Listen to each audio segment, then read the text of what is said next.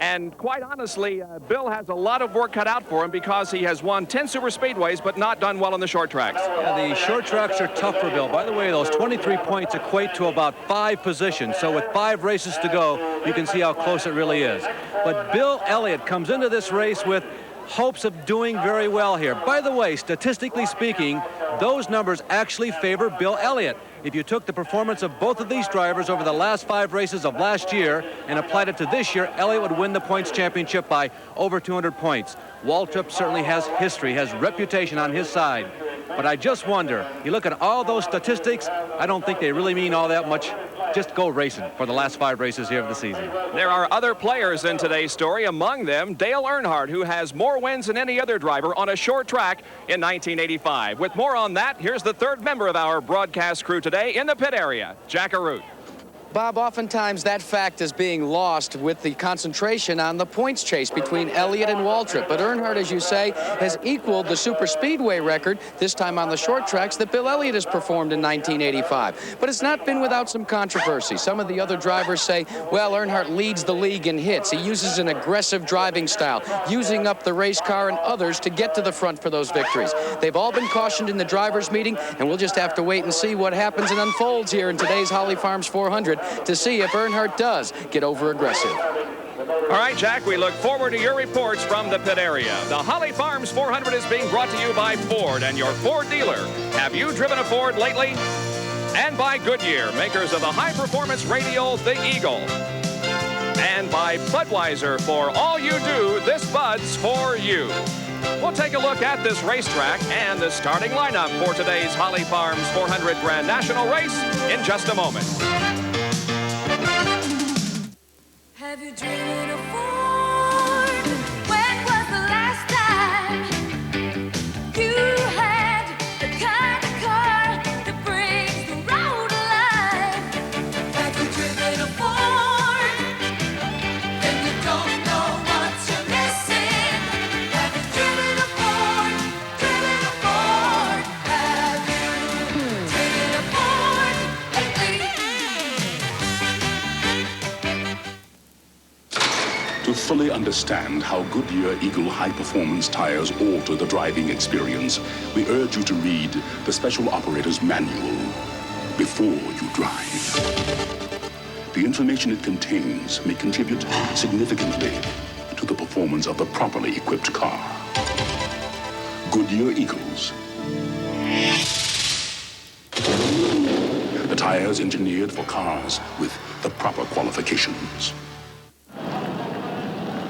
We are back at North Wilkesboro, and the command has just been given to start your engines. There go the balloons from the infield as we get set for this 400-lap race on the 5/8 mile oval at North Wilkesboro, North Carolina.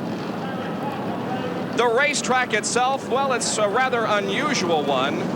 The most interesting aspect about this racetrack is the fact that there is an elevation change of 12 feet. As the cars go down the front straightaway, they are running downhill.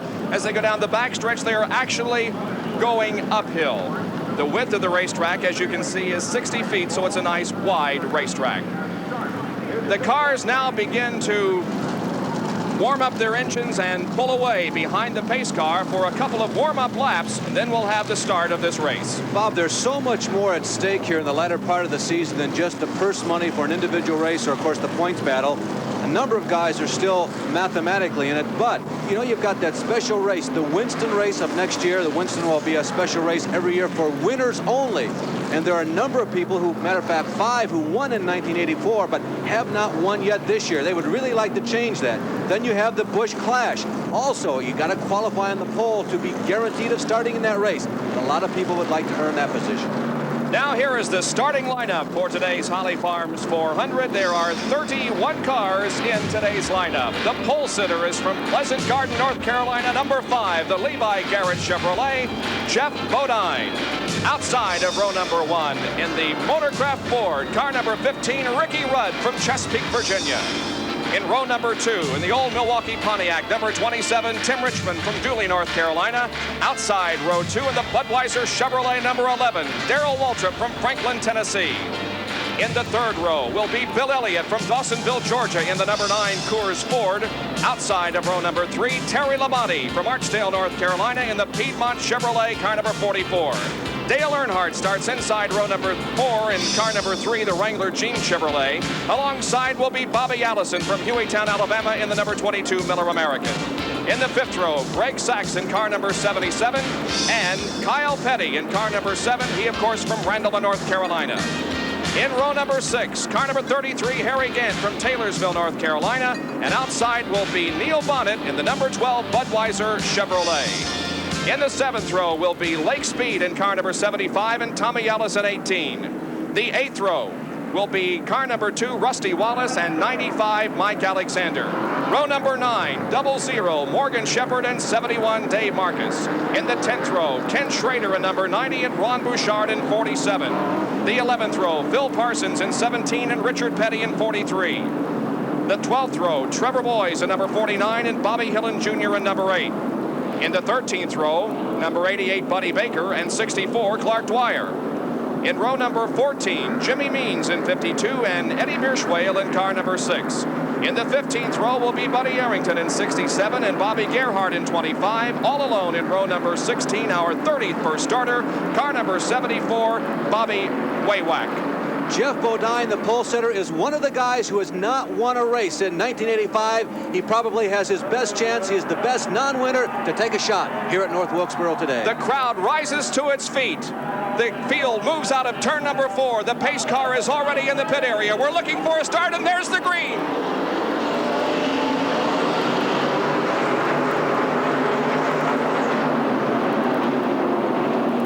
Jeff Bodine has jumped out into the lead as the field strings through turns 1 and 2. Everybody through okay. The leader, Bodine, is already in turn number 4. We're about to complete lap number 1.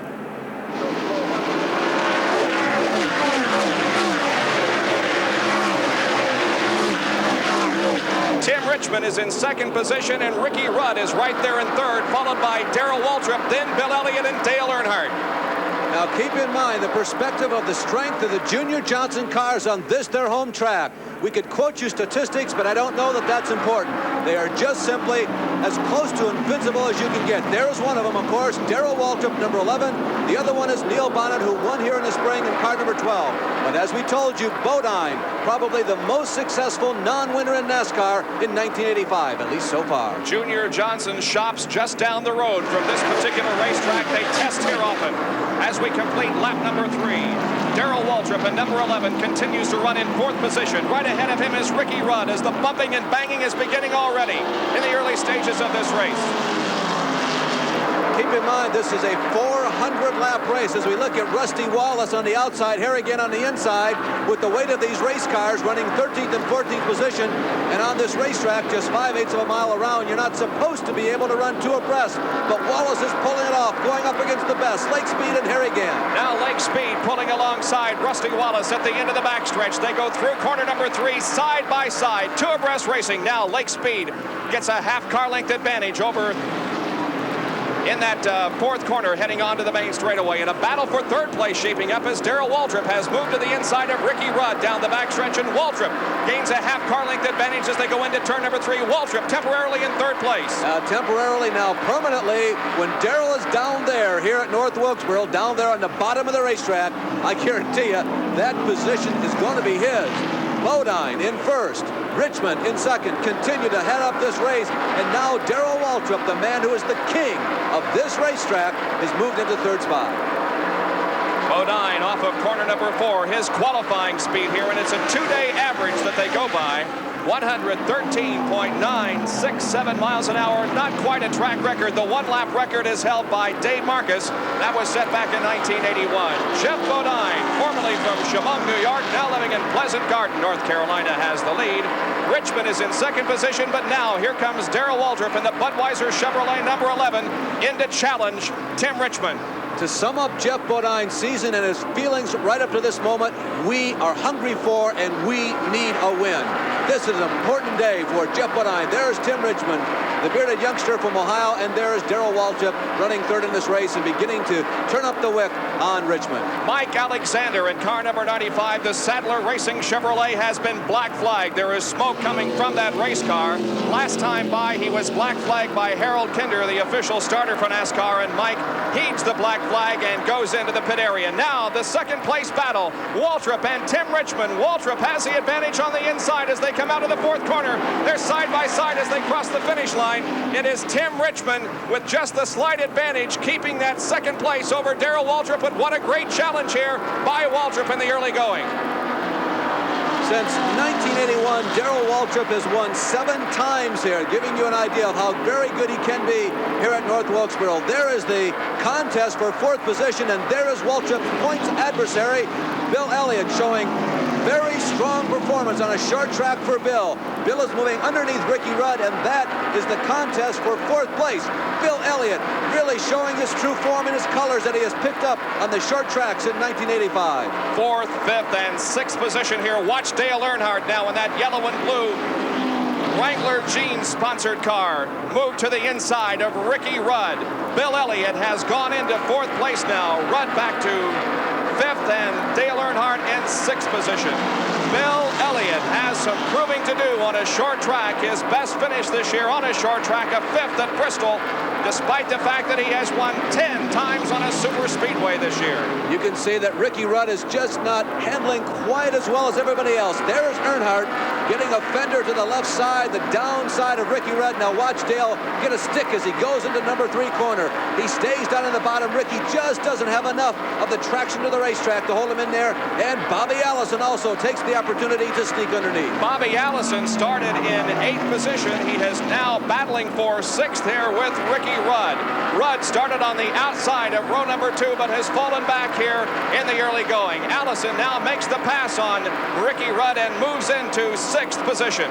The thing that makes the Johnson cars and Darrell Waltrip in particular so good here, although Bobby Allison also is kind of an expert at this, is learning how to pace yourself, how fast you should go at any particular point in a race. And Waltrip is running very strong here in the early stages, and that does not signal very good things possibly for the other drivers. All green here in the first 16 laps of racing on this 5/8 mile oval at North Wilkesboro, North Carolina. There is your leader, Jeff Bodine. He has had the lead since the drop of the green flag. Darrell Waltrip now running in 2nd position. We'll be back with more live coverage right after these messages.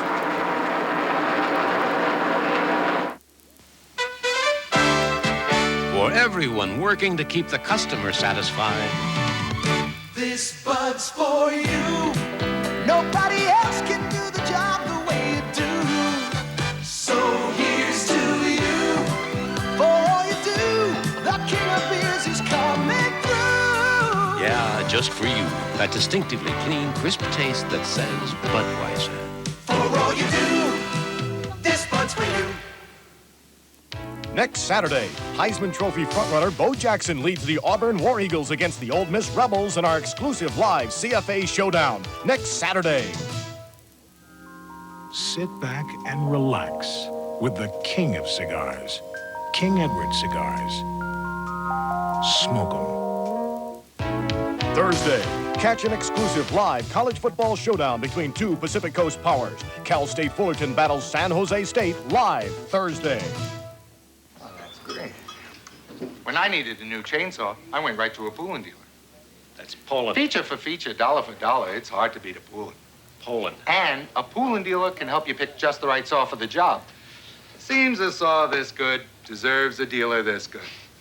So, when you're looking for a tough, dependable chainsaw, look for a dealer that sells Poland. Poland. That's what I said, Poland. You said Poland? Ask them. Poland, America's chainsaw. In the high-tech world of car stereo, high technology must go beyond what the eye can see. Kenwood believes in the essentials, in achieving sound perfection, by building car stereo components that produce sound of startling realism and depth. Sound perfection. It doesn't get any closer than this. For your nearest Kenwood dealer, call 1-800-CAR-SOUND. 22 32 out of 400 laps completed in the Holly Farms 400. Jeff Bodine, your leader. Darrell Waltrip is second, and Tim Richmond is running in third position. Bill Elliott has fallen back to sixth. And Greg Sachs in car number 77, the Miller American Buick, has been in the pits and has been lapped. Bob, they went to work on the left side tires in that car, so I think Greg must have sensed some type of vibration or whatever. Now, what he'll try to do is get around both, if he can, Darrell Waltrip and Jeff Bodine. He would like to get the lap back. And as with every race, of course, that is always the key. Try and stay on the lead lap, particularly in the first half of the race. More on this situation from Jack Arute in the pits. Well, you're looking at the tire that was just taken off of the Miller America number 77. You're right, Larry. It was a tire problem. It was a flat tire, and that's costly on a short track. He's gone several laps down. Greg Sachs, winner of the Firecracker 400 at Daytona earlier this year, is a lap down to the leaders, running there right behind second place, Darrell Waltrip. Now, a few laps ago, Larry, I didn't see what happened. Apparently, Bill Elliott just got out of the groove and dropped a couple of positions back to sixth. Yeah, I think so, Bob. He is a little bit off of the pace that he was running earlier, but he has not dropped back significantly in terms of positions. Right now, he's running with Harry again on the racetrack, but he's still well up into the top 10. But he is definitely off the pace. There he is. You can see Bill on the left and Harry on the right, of course. He's definitely not as quick as he was. The car beginning to wash out a little bit as he goes into the corners. It looks like the tire stagger, or the relative size of the tires in the car, perhaps has gone away, and it's just not that perfect combination for this 5/8 mile racetrack. Well, Harry Gant trying to pass Bill on the inside and move into sixth, but he has a slower car of Bobby Gerhardt in front of him. Now we'll see what happens in turn number 3. Greg Sachs, meanwhile, has passed Darrell Waltrip and now sets his sights on the leader, Jeff Bodine, trying to get his lap back that he lost in the pits. Not only that, but Tim Richmond is closed up, but Sachs is really hooked up. You know, he has fresher tires, although everybody only has 25 laps in the set of tires they have, but he has the freshest tires of anybody out there, and theoretically speaking, they should work better than everybody else's. And I think they are. Greg Sachs is working to get his lap back. By the way, our unofficial report is that Greg may be as many as 2 laps down, to which Jack alluded. But the car running well. Jeff Bodine's, however, is still the leader. And look at this for 6th place. Bill Elliott on the outside and Harry Gant on the inside are going at it tooth and nail for 6th position.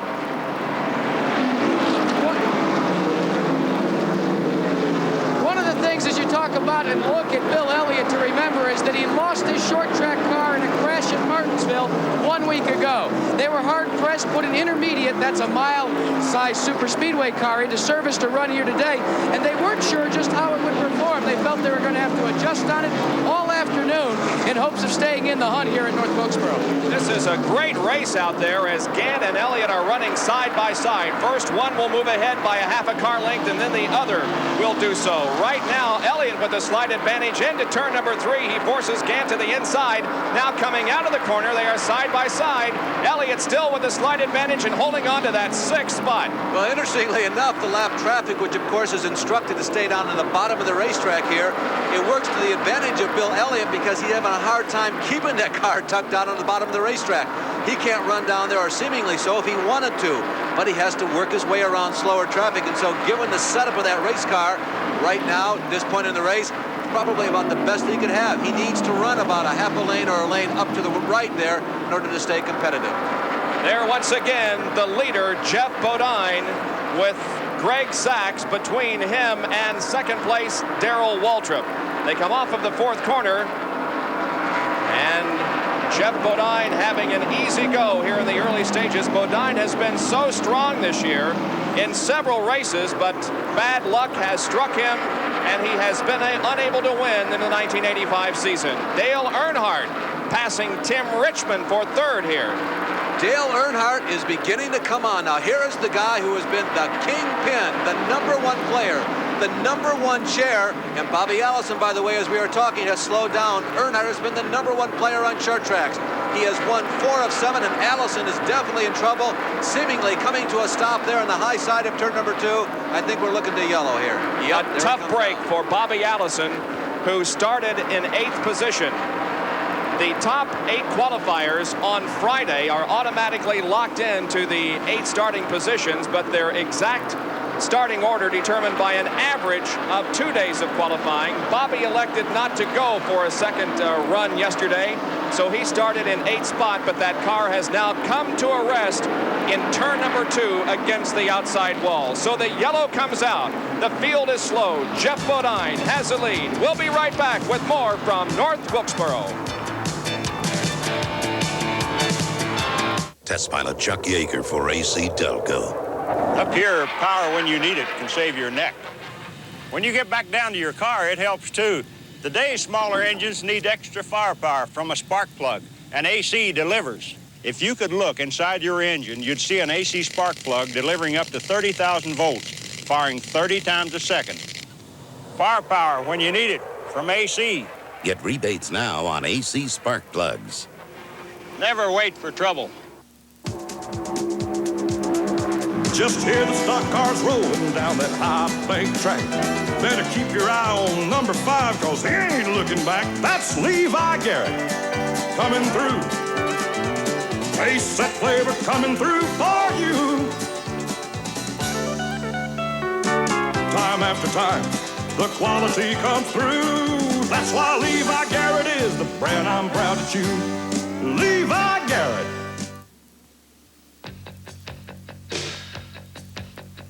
When was the last time you had a car like this to drive?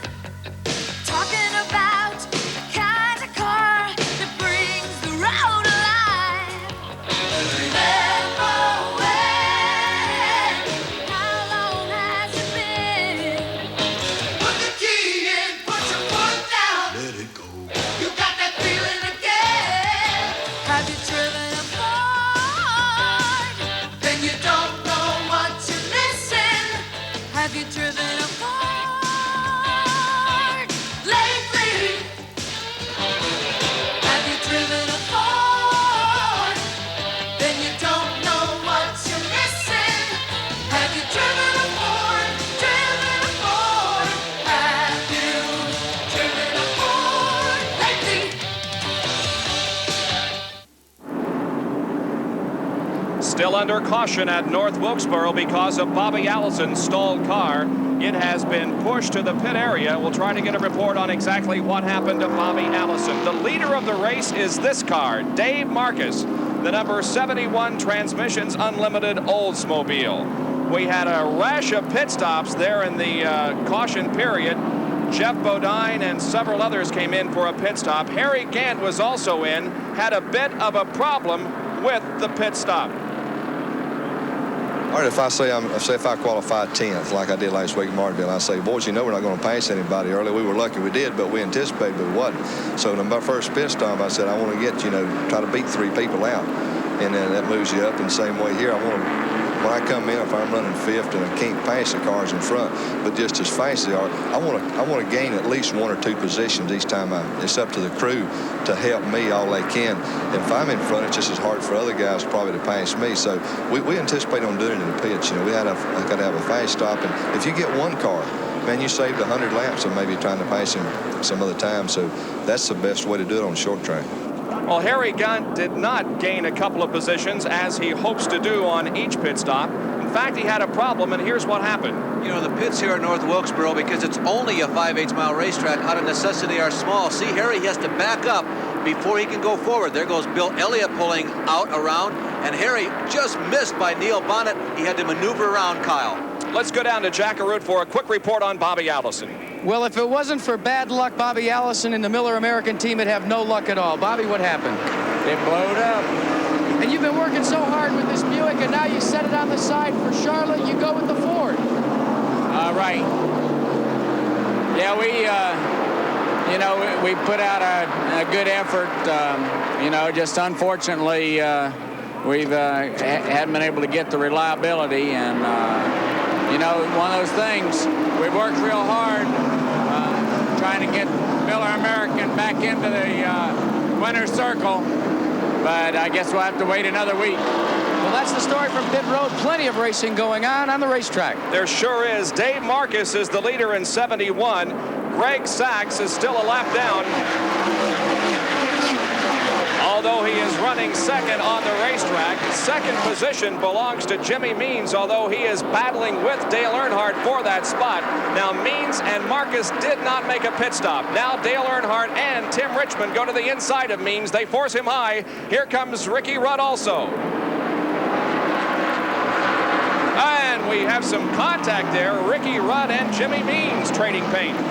Well, Jimmy Means is a guy who's looking real forward to the 1986 season. The Broadway Motors Pontiac holding fourth up there at the front of the pack. And really, he told me before the race this morning he was going to race very hard. And Jimmy Means is right up there with all the tough guys, I'll tell you.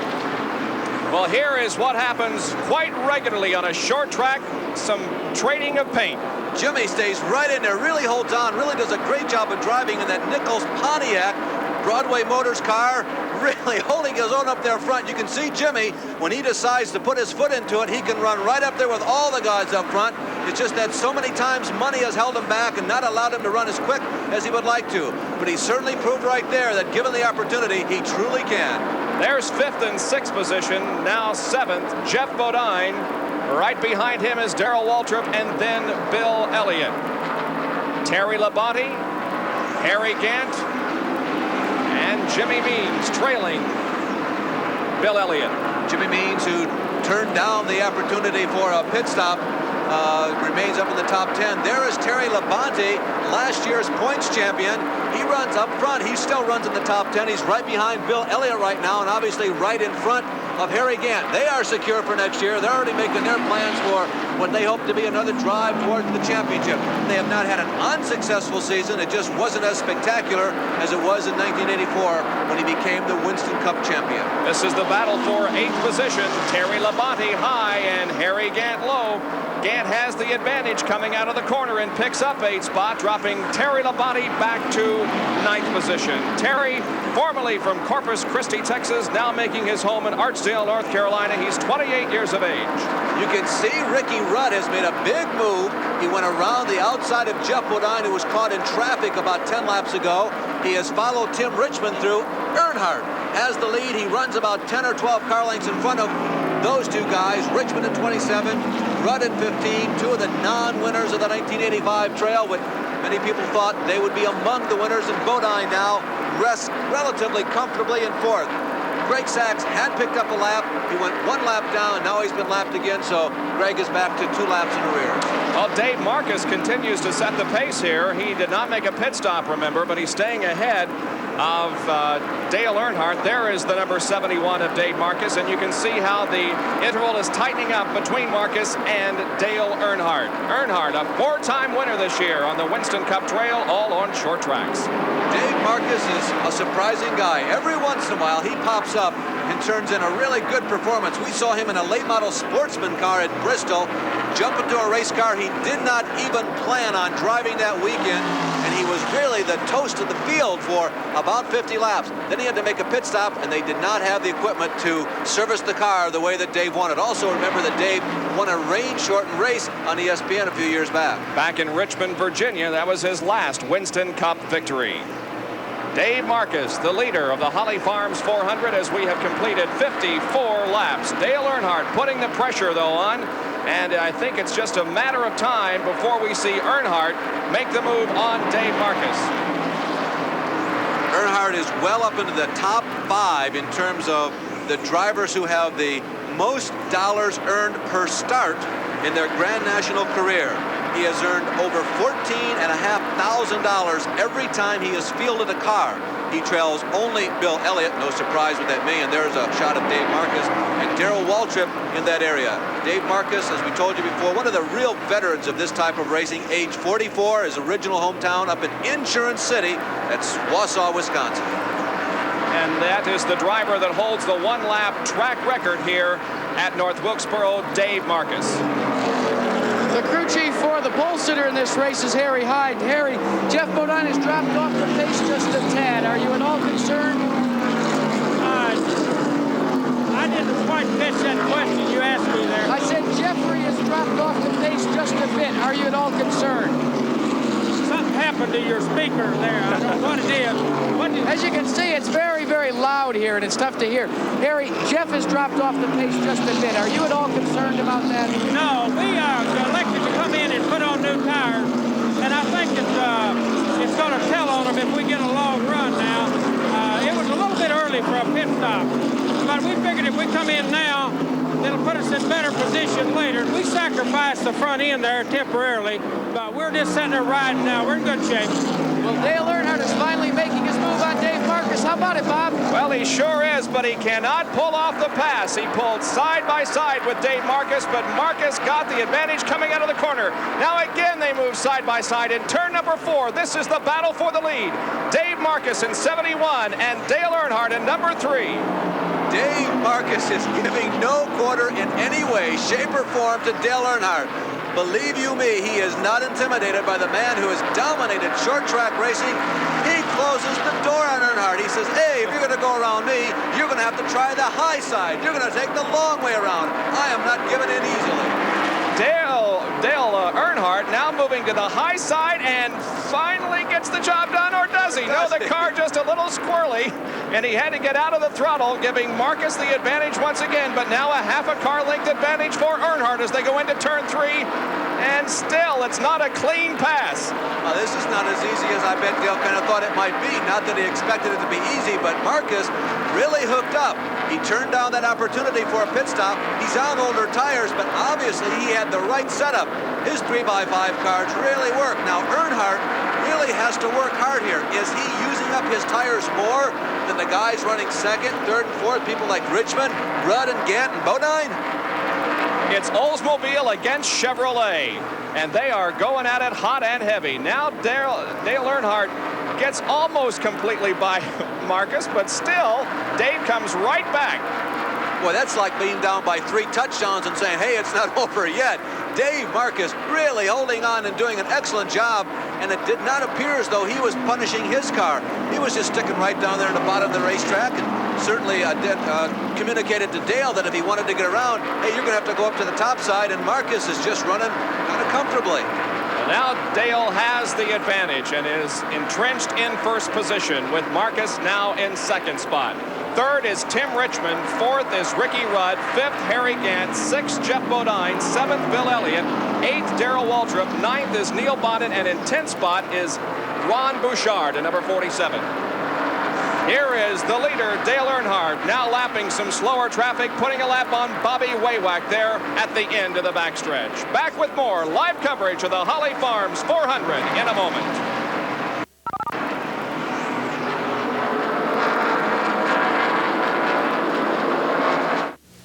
Look how water can destroy unprotected wood, but not if it's protected with Thompson's Water Seal. Use Thompson's Water Seal waterproofer on dozens of surfaces. Brush on Thompson's for an invisible barrier that helps prevent water from entering and damaging brick, wood, and concrete. Your house isn't really protected until it's protected with Thompson's Water Seal. Many stores now have special values on Thompson's Water Seal. Barron sees things about the market that most other people don't. And when we spot them, we tell you about them. We don't hold back. We tell you the good news, and we warn you when you might get hurt. Get the next 26 weeks of Barron's for $39. Order today, and you'll also get as a bonus Barron's exclusive booklet to help you with your market forecasting. That's 26 weeks of Barron's plus the bonus booklet for just $39. Call 800-554-9000. That's 800-554-9000. Bob Jenkins, Larry Newber, and Jack Arute back at North Wilkesboro, where 68 out of 400 laps have been completed. Dale Earnhardt, the leader. Dave Marcus is second. Tim Richmond running third. In fourth position is Harry Gant, followed by Ricky Rudd and Jeff Bodine. A good move in the early stages of this race by Ron Bouchard at number 47. He has moved up to 10th spot. Bouchard, who started the race in 20th, of course, they picked up the Valvoline sponsorship for 1985, and I think they really had very high hopes. He has not been able to win a race yet in 1985, but they have really picked up the pace in the second half of the season. They have been stringing together a bunch of top 10 finishes in a row, included in there some top 5s. And actually, they are one of the more successful teams in the second half of the season, and that team has got to be looking forward to next season. Whether or not they come back completely intact, I think that is a question. but I'll tell you, they're one of the nicest bunch of people, and I think if the team would break up, a lot of people would be very happy. They have tried so very hard, and a lot of little things have just jumped up and kept them from an opportunity of getting into the winner's circle. But Ronnie is certainly a capable racer. As a matter of fact, this is, of course, many of you know, this is the kind of racetrack that Ronnie actually cut his eye teeth on, a half-mile or 5/8 mile oval. Jake Suitcase Elder, the crew chief on this car now, and of course Ron, a former modified driver from the northeastern portion of the United States. There is Dale Earnhardt, who is leading our 400 lapper here at North Wilkesboro as we have battles going on in the pack. Father and son running together out there, Richard and Kyle. Well, behind those first six, Elliott continues on the lead lap, Waltrip. Then these guys right here, as you can see, Terry Labonte is in your shot. King Richard Petty, son Kyle Petty. Neil Bonnet is just behind them. Tommy Ellis continues on the lead lap. Rusty Wallace, Lake Speed. Morgan Shepherd saying to me this morning, hey, we really need to finish. I really don't think I'm going to have an opportunity to go anywhere near the win. I just need to finish. The number 17 car of Phil Parsons and 90, Kenny Schrader, all cars in the lead lap. But right now, these two guys, the two Pettys and champ Terry Labonte, are in a chain gang, and they're going to work.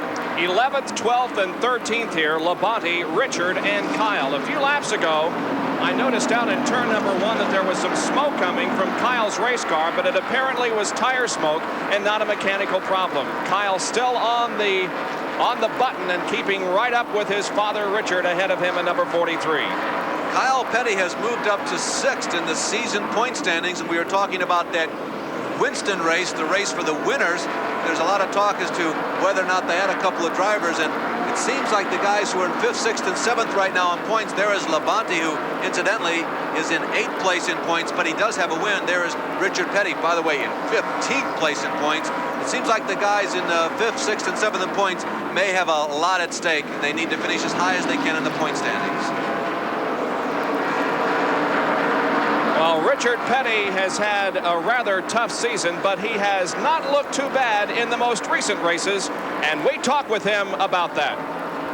You know, maybe it's wishful thinking on behalf of Richard Petty fans, but I think we're seeing flashes of the old Richard Petty the last couple of weeks. Well, yeah, last week, I guess, when we tore up the car, maybe, but we have been running a little bit better. I think that, you know, when I made the announcement that we was going back home, I think it settled everybody down in our shop, and they knew they had the rest of the year to try to do something for themselves and me too. And I think it settled everything down. Everybody just went back to work and worked a little bit harder than what they'd been doing. And I think they've come up with a couple of things. The car seems to be working a lot better. It's handling a little better. And, you know, the overall picture looks a lot better now than it did the first part of the season. The King, Richard Petty, running in 12th position. Jeff Bodine and Darrell Waltrip continue to run together on the racetrack. Now they're not battling for the lead as they were earlier, but they are still battling each other. A couple of guys in the top 7 in terms of the most laps led in 1985. There goes Waltrip on the high side of Bodine. Here comes Bill Elliott. Bodine has led 526 laps. Waltrip 824, and the guy right behind him there on the high side is, of course, Bill Elliott. He has led 1,637 laps. That's about 500 more than his closest pursuer, Dale Earnhardt. Here's the battle for 7th spot as Bill Elliott has gained a half car length advantage on Jeff Bodine going into turn number 3. Now Bodine moving alongside, coming out of the 4th corner, and Bodine and Bill Elliott are going at it hot and heavy out there for 7th spot.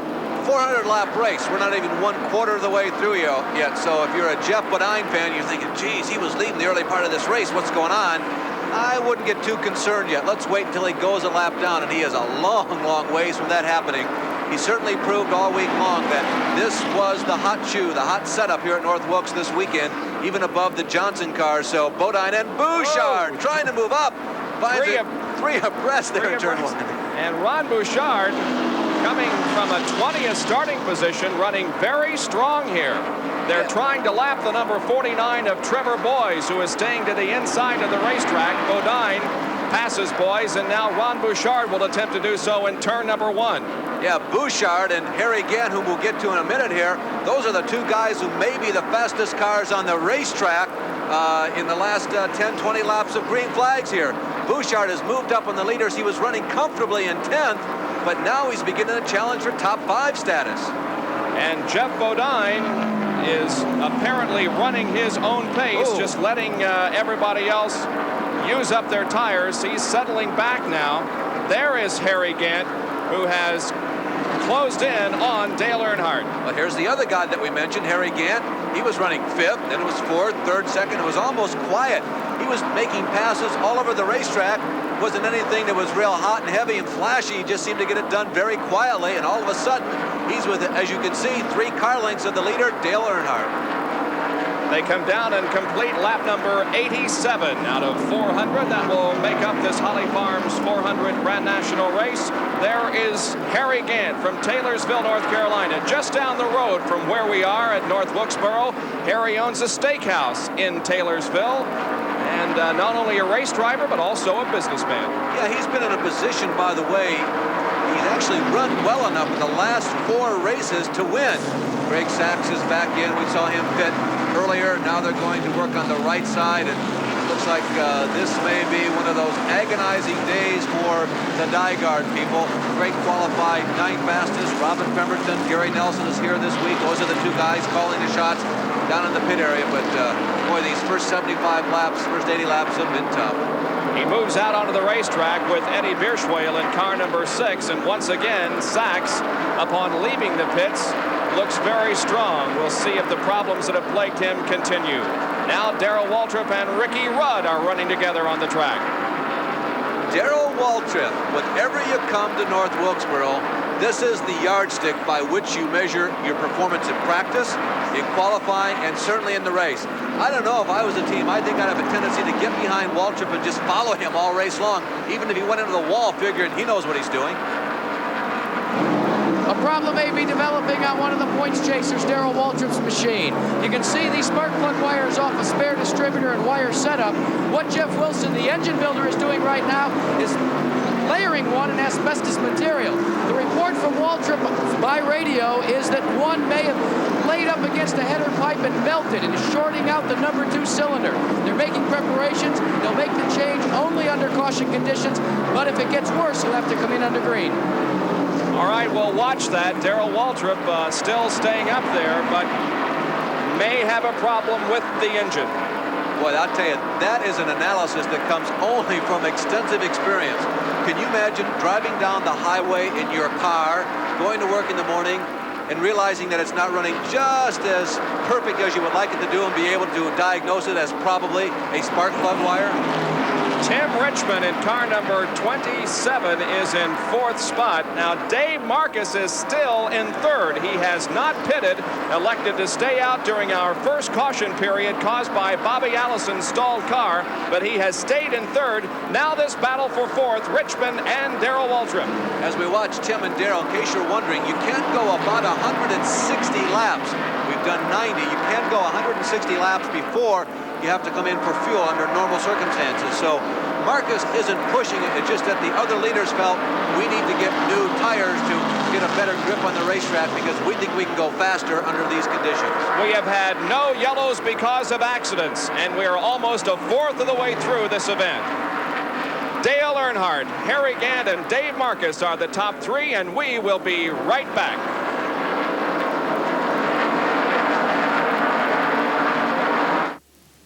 This liquid can help keep your engine running cool, prevent corrosion, keep it from boiling over or freezing up. What's in it? Aluguard, a premium quality antifreeze formula approved by all 4 major U.S. car makers. Aluguard, a formula you find in more than 70 brands of antifreeze, but not in Prestone. The label tells you it's car maker approved antifreeze. Antifreeze with Aluguard. Available now.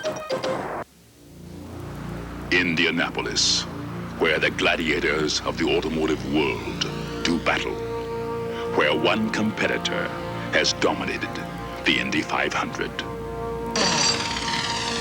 It is a tire born of advanced design and innovative technology, the only tire to qualify. For the past 10 years, the only tire on every car in the Indy 500. ESPN keeps the Total Sports Promise Monday. NFL Films Presents covers the league's weightiest issues with a look at the league's fattest men. The '84 Bengals are featured next. Meet the Cincinnati Kids in our next edition of the critically acclaimed NFL Yearbook. Monday night matchup follows. See how the '85 Bengals squad stacks up against the Pittsburgh Steelers with our inside look at the upcoming game. Total Sports spells NFL football Monday on ESPN.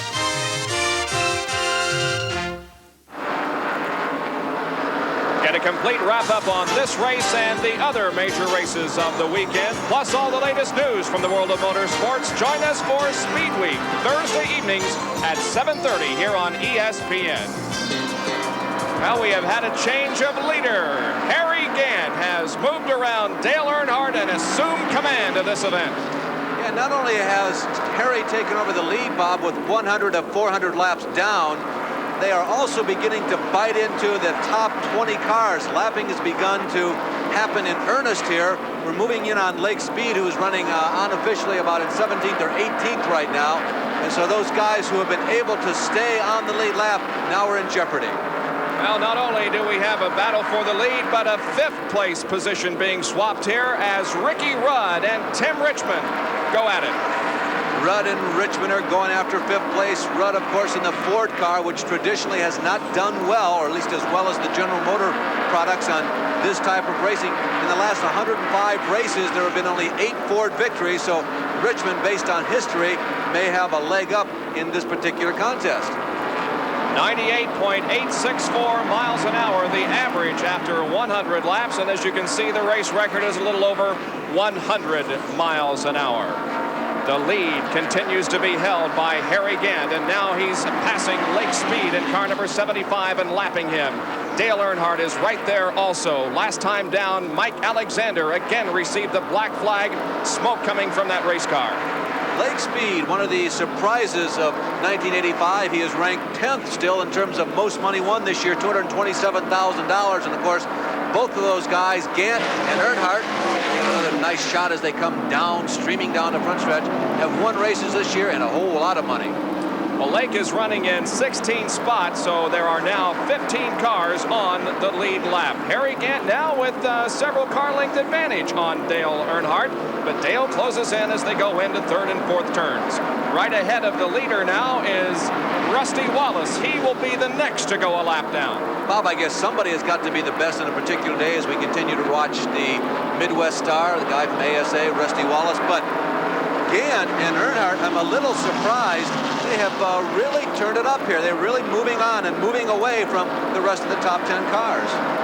We've been noticing that Rusty may have a handling problem with that car. He is really fighting the wheel as he comes off of corner number 4. Rusty Wallace in the number 2 Alucard Pontiac. The 1984 Rookie of the Year in Grand National Racing, who says, yeah, we've had a very disappointing season. One of their biggest problems has been engine failures. They've had 7 or 8 that were serious enough to knock them out of a race. Rusty Wallace still calling the Fenton, Missouri area his home. His best finish has been a 5th on 2 different occasions. And Kyle Petty comes into the pit area. Kyle was running in 13th. He comes in for a fresh set of tires on the right side and some fuel. Kyle Petty, of course, who has taken over this ride. By the way, this point of the season last year with Buddy Baker as the driver of this car, they had 4 top 5 finishes. So far, Kyle has had only 1, but in points, Kyle is doing significantly better than what Buddy did a year ago. So from that standpoint, maybe it's kind of a toss-up, although they've done very well considering what everybody was really expecting from that team from 1985, and I think Kyle has shown some marked improvement. I truly do. Now Tommy Ellis in car number 18 goes a lap down. 13 cars are on the lead lap. Dale Earnhardt also passing Tommy Ellis there on the high side of turn number 2. They're lapping the number 64 car of Clark Dwyer, the Senny King Ford. There they go around Bobby Gerhardt. Bobby, who says that this is his favorite racetrack. This is the racetrack where Bobby Gerhardt, in his abbreviated Grand National career, has really done the best. This is only his 11th Grand National start in that bright yellow-orange number 25, the Pennsylvania Dutchman, whose father was also a pretty good racer, dirt tracker, open wheels up in the Pennsylvania area. Well, in the first 4th of this race, we have had 4 different leaders: Jeff Bodine, Dave Marcus, Earnhardt, and Harry Gant. Let's go down to the pit area in Jackaroo. You saw Kyle Petty come into the pits to exchange tires. That was an unscheduled stop. Tires are beginning to relay a story. In Tim Richmond's pit, the word from the radio is he thinks he has a right rear tire going down. But it may be a benefit to them to know that their scheduled pit stop is scheduled for lap 155, so they're asking Richmond to hold on until then, and they'll make the exchange. All right, Tim is involved right now in a battle for 6th spot with Bill Elliott. Tim has just lost 6th. He's now back to 7th, and Elliott is running in 6th position. Right behind Tim is Jeff Bodine, the pole sitter of this race. Well, theoretically, and I underscore that theoretically, everybody can go almost up to lap number 200, maybe lap 190 and 195 before they have to stop again. And I'm a little surprised that they're talking about coming in as early as lap 155. Now, talking about open wheelers from the Northeast, there are a couple of guys who were reasonably successful in that type of racing. And as we watch Jeff Bodine and Ron Bouchard, one of their longtime friends and cohorts, one of their colleagues, Satch Worley, won here yesterday in a modified race. The old veteran Satch performed before live ESPN cameras yesterday and led every lap of the race, but it wasn't as easy as it looks on paper. He was challenged by Paul Radford and Johnny Bryan for most of that race. Young Bobby Hutchins ended up finishing well up in the top 5, but Satch got another one. It was his 6th win in the last 5 years here at North Wilkes. And of course, there was a bad accident during that race that caused a red flag. The pole sitter of the event, Frank Fleming, hit the wall hard down in turn number 1. He was removed unconscious from his race car. However, the report was that he regained consciousness in the hospital and is going to be okay. That's good news for the young man, Frank Fleming, who drove here in the modified race yesterday. As we continue to watch Bodine and Bouchard, another guy who won yesterday, who is of great interest to all NASCAR fans, is Jack Ingram. They ran at the Orange County Speedway. That's the one down here in the south, not the one up north. And Ingram won the race. Larry Pearson was 2nd, and Dale Jarrett was 3rd. But the big story is that the Ironman once again reassumes the points lead over Jimmy Hensley. Hensley and Ingram are going at it like Waltrip and Earnhardt are in this division. Bodine's almost spinning there coming out of the second corner. Bill Elliott slows down dramatically, and we have a yellow. Jeff Bodine getting through. He's got some damage to the outer right front fender of the race car. See how it happened now. Elliott is coming into the pit area. Harry Gant, the leader, is also pulled into the pit area. He just simply got squeezed between Ron Bouchard and Bill Elliott. It looks like something mechanical has gone wrong with the number 9 car. So Bill Elliott, maybe a dramatic moment. In another chapter of the points championship, it looked mechanical, not like a wreck on the racetrack that has put Bill Elliott into the pits. Could very well have been the fact that Bill Elliott slowed dramatically coming off of turn number 2, that Bodine got squeezed between Elliott and Ron Bouchard. Harry Gant has come in for a pit stop and is now back out there. Dale Earnhardt is also in for his 2nd stop of the day. Among the others in the pits, Ricky Rudd and Lake Speed. Boy, what an opportunity this is for Tim Richmond. You saw his board go up. There is Tim with the nose of the car just in the shot. Gant has already been in and out of the pits. There is the other man he's been battling with, Dale Earnhardt, trying to get out. Gant is already on the racetrack and at least is reassumed the position ahead of Dale Earnhardt. Well, let's look at it again and try to determine what happened. They were coming out of corner number 2 when Elliott apparently slowed down. Elliott slows down. Jeff Bodine on the binders tries to stop. Ron Bouchard does not have much of an opportunity. He bangs into Jeff Bodine, but the guy who looked like he was in the most serious problem was Bill Elliott, and the car is on jacks. Let's go down to Jack Arute, who has an update on Darrell Waltrip's situation. Well, both of the point leaders having problems. The Elliott update is its rear end gears, but here in Darrell Waltrip's pit, you can see Junior Johnson and the crew going to work. They're diving over the engine and make the exchange of that spark plug wire, as we said. One crew member is looking out for the pace car. They're trying to make this change without going a lap down. They've changed the plug wire. They're getting set to reassemble it at this time, trying to connect that spark plug to the number 2 cylinder. They're tapping on each other, trying to drop the hood, put the hood pins in. It's going to be a drag race down to the end of pit road. Yes. Waltrip will not go a lap down. He will make it, Jack. The field is right here at the start-finish line while Darrell Waltrip is in turn number 2. So Darrell does not go a lap down, but Bill Elliott has, as that car remains up on jacks. An unbelievable turn of events here in the last 2 or 3 races for Bill Elliott. I don't think the crew is necessarily folding the pressure. It's not that. It's just the luck has not been going their way. They have finished 17th, 20th, and 12th in the last 3 races, and right now they sit silently up on jack stands in the pits while the race continues. They're getting set to replace the rear end gears. You can see one of the crew members here in the camera working on it, getting it set up. They've removed the axles. They're draining the fluid. This is very, very difficult to do on a short track because that rear end can get so hot that you literally can have a rear end fire when you drop the grease out of it. They're going to work underneath the Melling Coors number 9 at this time. Bill Elliott is just waiting patiently. Meanwhile, Darrell Waltrip is getting set to come back into the pits to complete his task. Trouble falling on both of the points leaders, but one is up on jacks. Darrell Waltrip stays in the lead lap, and the hood goes up once again. They've got to complete the work on this machine. That's what they're doing. Waltrip waiting silently, and we're watching both of the leaders now in the points, not in the race, going after it with mechanical problems. Well, Junior Johnson directing the operation on Darrell Waltrip's car. You can see them working feverishly in the engine compartment while the Bill Elliott crew works under the car trying to change the rear end gears on that machine. Feverish work underway. There's Junior. Other crew members tell him, let's get going. Here comes the pace car. I don't think they're going to make it this time, Jack. They're going to lose a lap. They're going to lose a lap here. Problems have befallen Darrell Waltrip now. His engine has died. It is not fired. They tried to restart it, keep from going a lap down. They are now pulling the entire distributor system. The cap is coming off. This is incredible that both the front runners are having mechanical problems, and Waltrip is very upset and dejected inside the car. What a terrific story here in the points chase. 23 points separate the 2 key players resting on pit road. Junior Johnson looking over the distributor, and Larry and Bob, they've gone 1 lap down already. Johnson working hurriedly, but down by the distributor.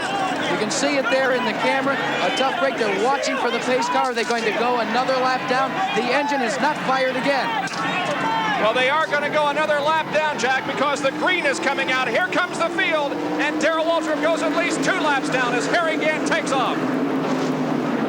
Well, in case you're wondering, nobody yet is a real challenge to the supremacy in terms of points of these 2 guys.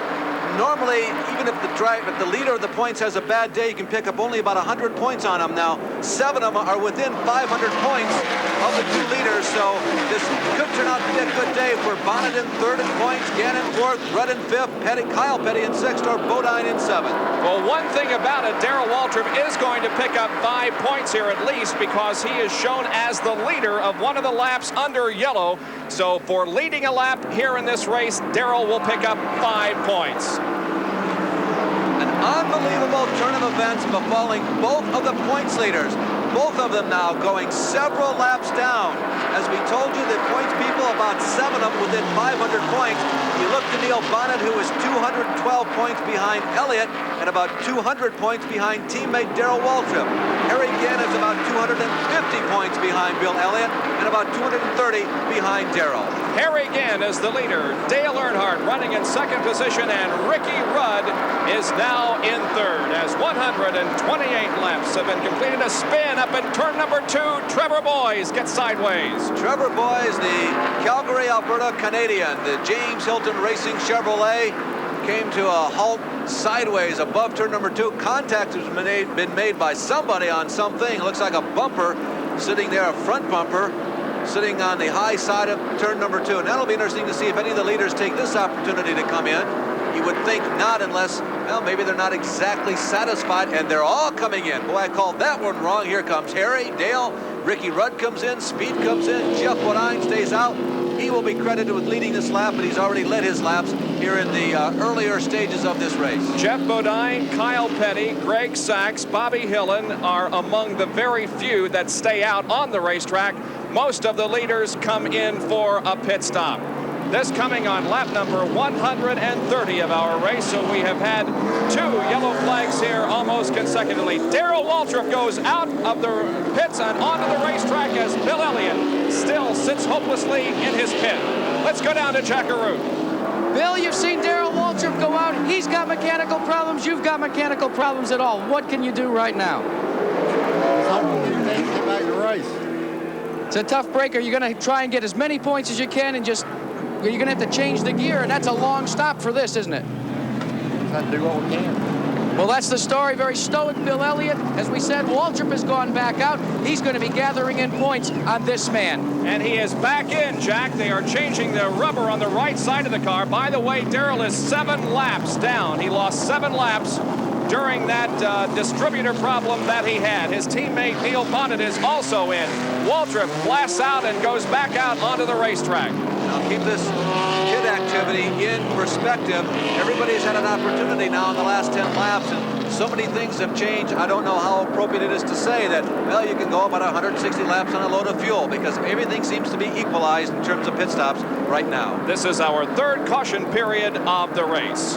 And right now, ESPN and NASCAR present a track fact.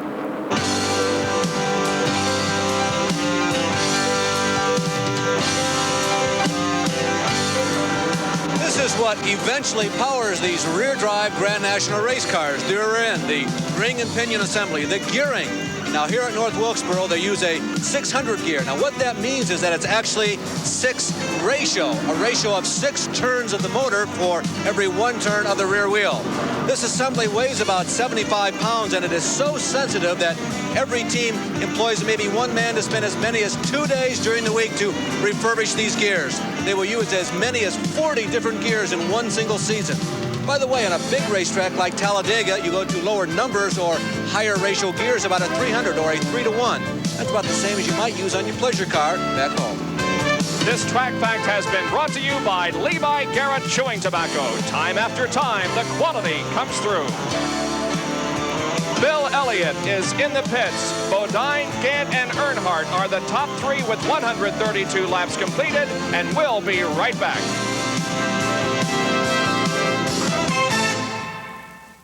Stay on top, quick feet. Oh, that's good for. Man, I tell you, now that's tough to get the hang of. So is that smokeless tobacco, Walt. Go long cut? Nah, it's real easy to use. Let's give it a try. Long cut means it packs easy, so it stays put between the sheet and gun. Not moving around. Yep, Skull Long Cut makes it real easy to enjoy tobacco without lighting up. Got a nice taste to it. And it comes in wintergreen or mint. Easy to use, great taste. That's Go Long Cut. It's as easy as falling off a log. Walt?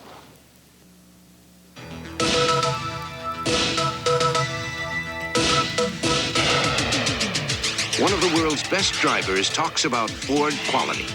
You gotta feel the handling Ford engineers have designed into this T-Bird Turbo Coupe. Look how Ford's Quadra-Shock suspension keeps those wheels in touch with the road.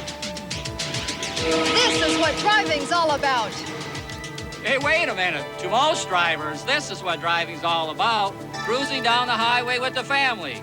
That's why we've designed a different kind of handling into this Mercury Grand Marquis. We use nitrogen pressurized gas shocks to give the Grand Marquis a softer yet easy to control ride. But either way, we're building a feeling into these cars. A feeling of quality. And whether you're looking for the tight handling of a Thunderbird Turbo Coupe or the quiet ride of a Mercury Grand Marquis, you're gonna like that feeling.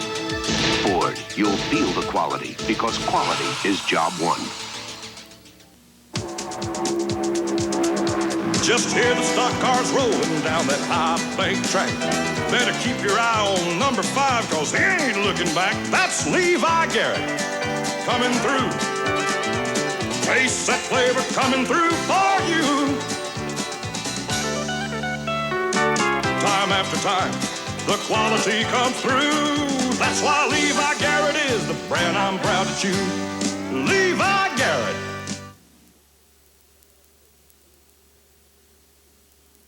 Waltrip is in the hunt. Bill Elliott remains on jacks. They've just about concluded the exchange of the rear end gears. And here's the faulty gear. You can see some of the problems. They've been meshed up here and just chewed up. Not too bad, but bad enough to lock it up so that he couldn't continue. Costly stop for Elliott. Updating you on Waltrip, as we said, at least 7 laps down, but he's out there gathering in points over Elliott, your leader.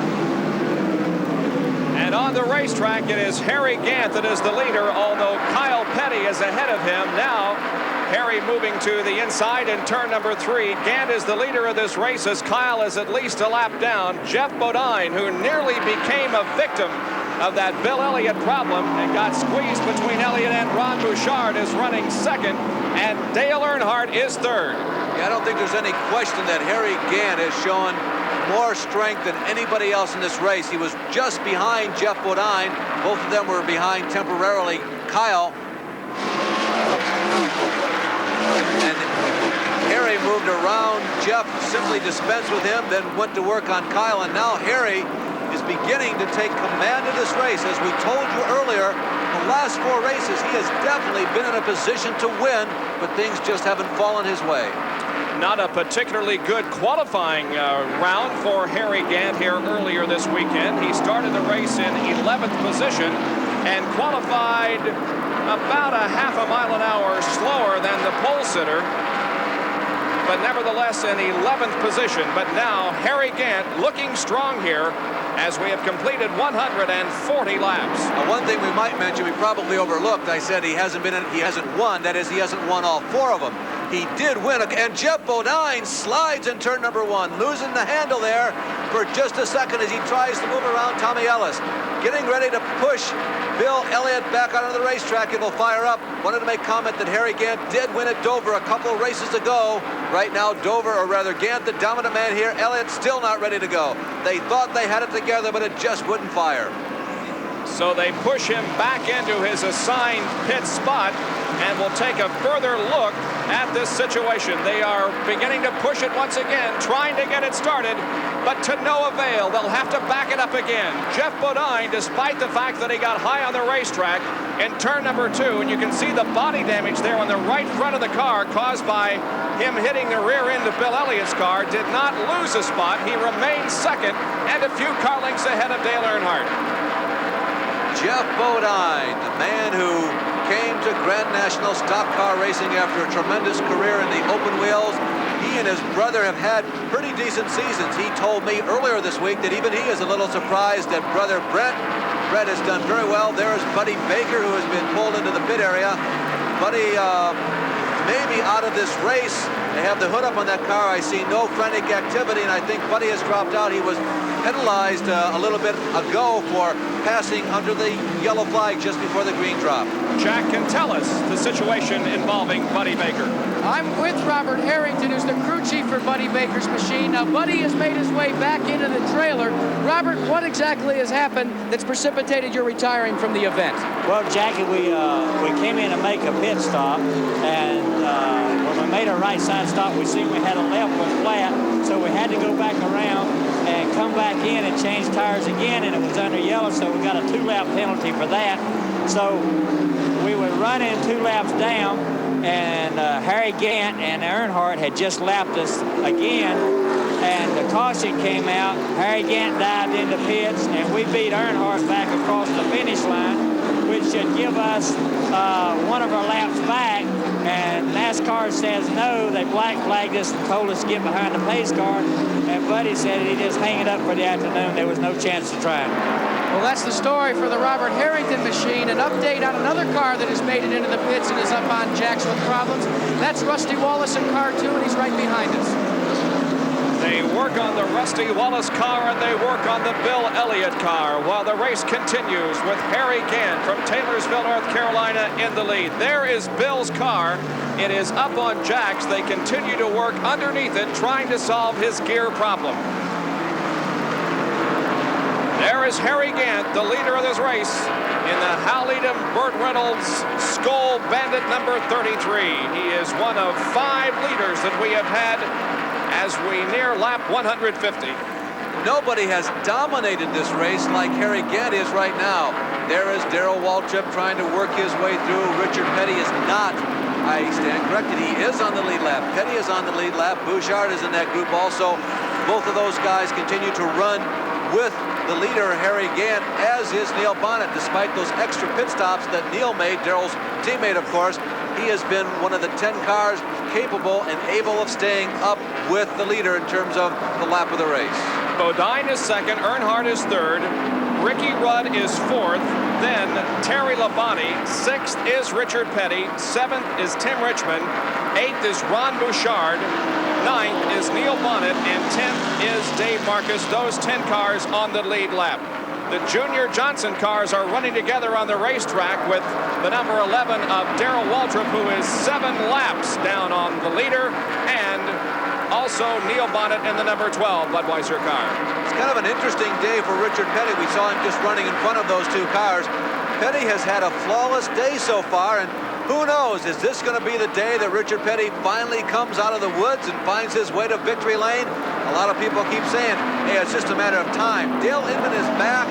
He is a master strategist, and maybe they are right on top of the situation. There is Bouchard, also another good day for him. He stays in the lead lap. They're racing for position out on the racetrack. Yeah, I think I'm most impressed here in the early going with Ron Bouchard's performance. Started 20th, now well up into the top 10, and really is demonstrating that that car is working well this afternoon.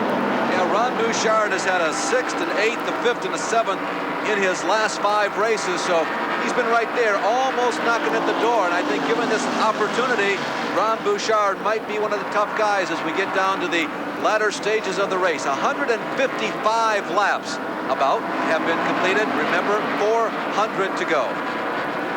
Bouchard, Richard Petty, and Darrell Waltrip. There's the average speed after 150 laps. We're about 9 miles an hour under the track record. And the reason for that, the 3 caution periods that we have had. One for Bobby Allison's stalled car, then for the incident involving Bill Elliott on the backstretch, and for the spin by Trevor Boys over in turn number 2. There you have a look at Neil Bonnet, who tries to keep up with leader Gant. Richard Petty and Darrell Waltrip, as you see the two of them on the track together, there you have the 2 leading money winners of all time. Bonnet, remember, won this race, as we told you, this spring here at North Wilkes. Only 5 guys who entered today's race have career victories here at North Wilkesboro. So it's a racetrack that really favors veteran drivers, obviously. Harry Gant, by the way, is not one of those 5 guys who has a career win here at North Wilkes. Tim Richmond is another one of the guys who came up with a surprise win here at North Wilkes a little while ago. Neil Bonnet in 8th and Tim Richmond in 9th spot. Both former winners here at North Wilkesboro. There is Tim Richmond in the number 27 Old Milwaukee Pontiac. A lot of speculation as to where Tim Richmond will be next year as far as a car is concerned. And there is a lot of speculation that he will not return to this car that he is driving this year. Of course, this race car is owned by Raymond Beadle. He has a stable of race cars. He's got World of Outlaw sprint cars. He obviously has been heavily involved in drag racing throughout his career. Nothing is formal or nothing has been official yet on the Richmond-Raymond Beadle situation, but as Bob mentioned, there's an awful lot of conversation about it, and oftentimes where there's smoke, there is fire. Harry Gant has opened up about a full straightaway length lead on Dale Earnhardt. So Gant the leader right now. We'll be back with more of the Holly Farms 400. In my line of work, your insurance isn't on a piece of paper. It's up here, and it's in your equipment. With all the technology that's built into today's cars, I just don't trust mine to anything but AC filters.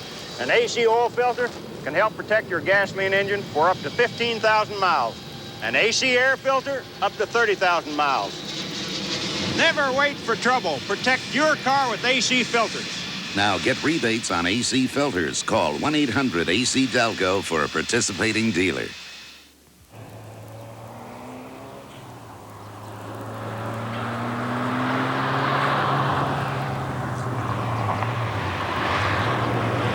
Every Ferrari 308 leaving Italy for America leaves on Goodyear radial tires, and only Goodyear radial tires. Why? Because Mr. Ferrari wants it that way.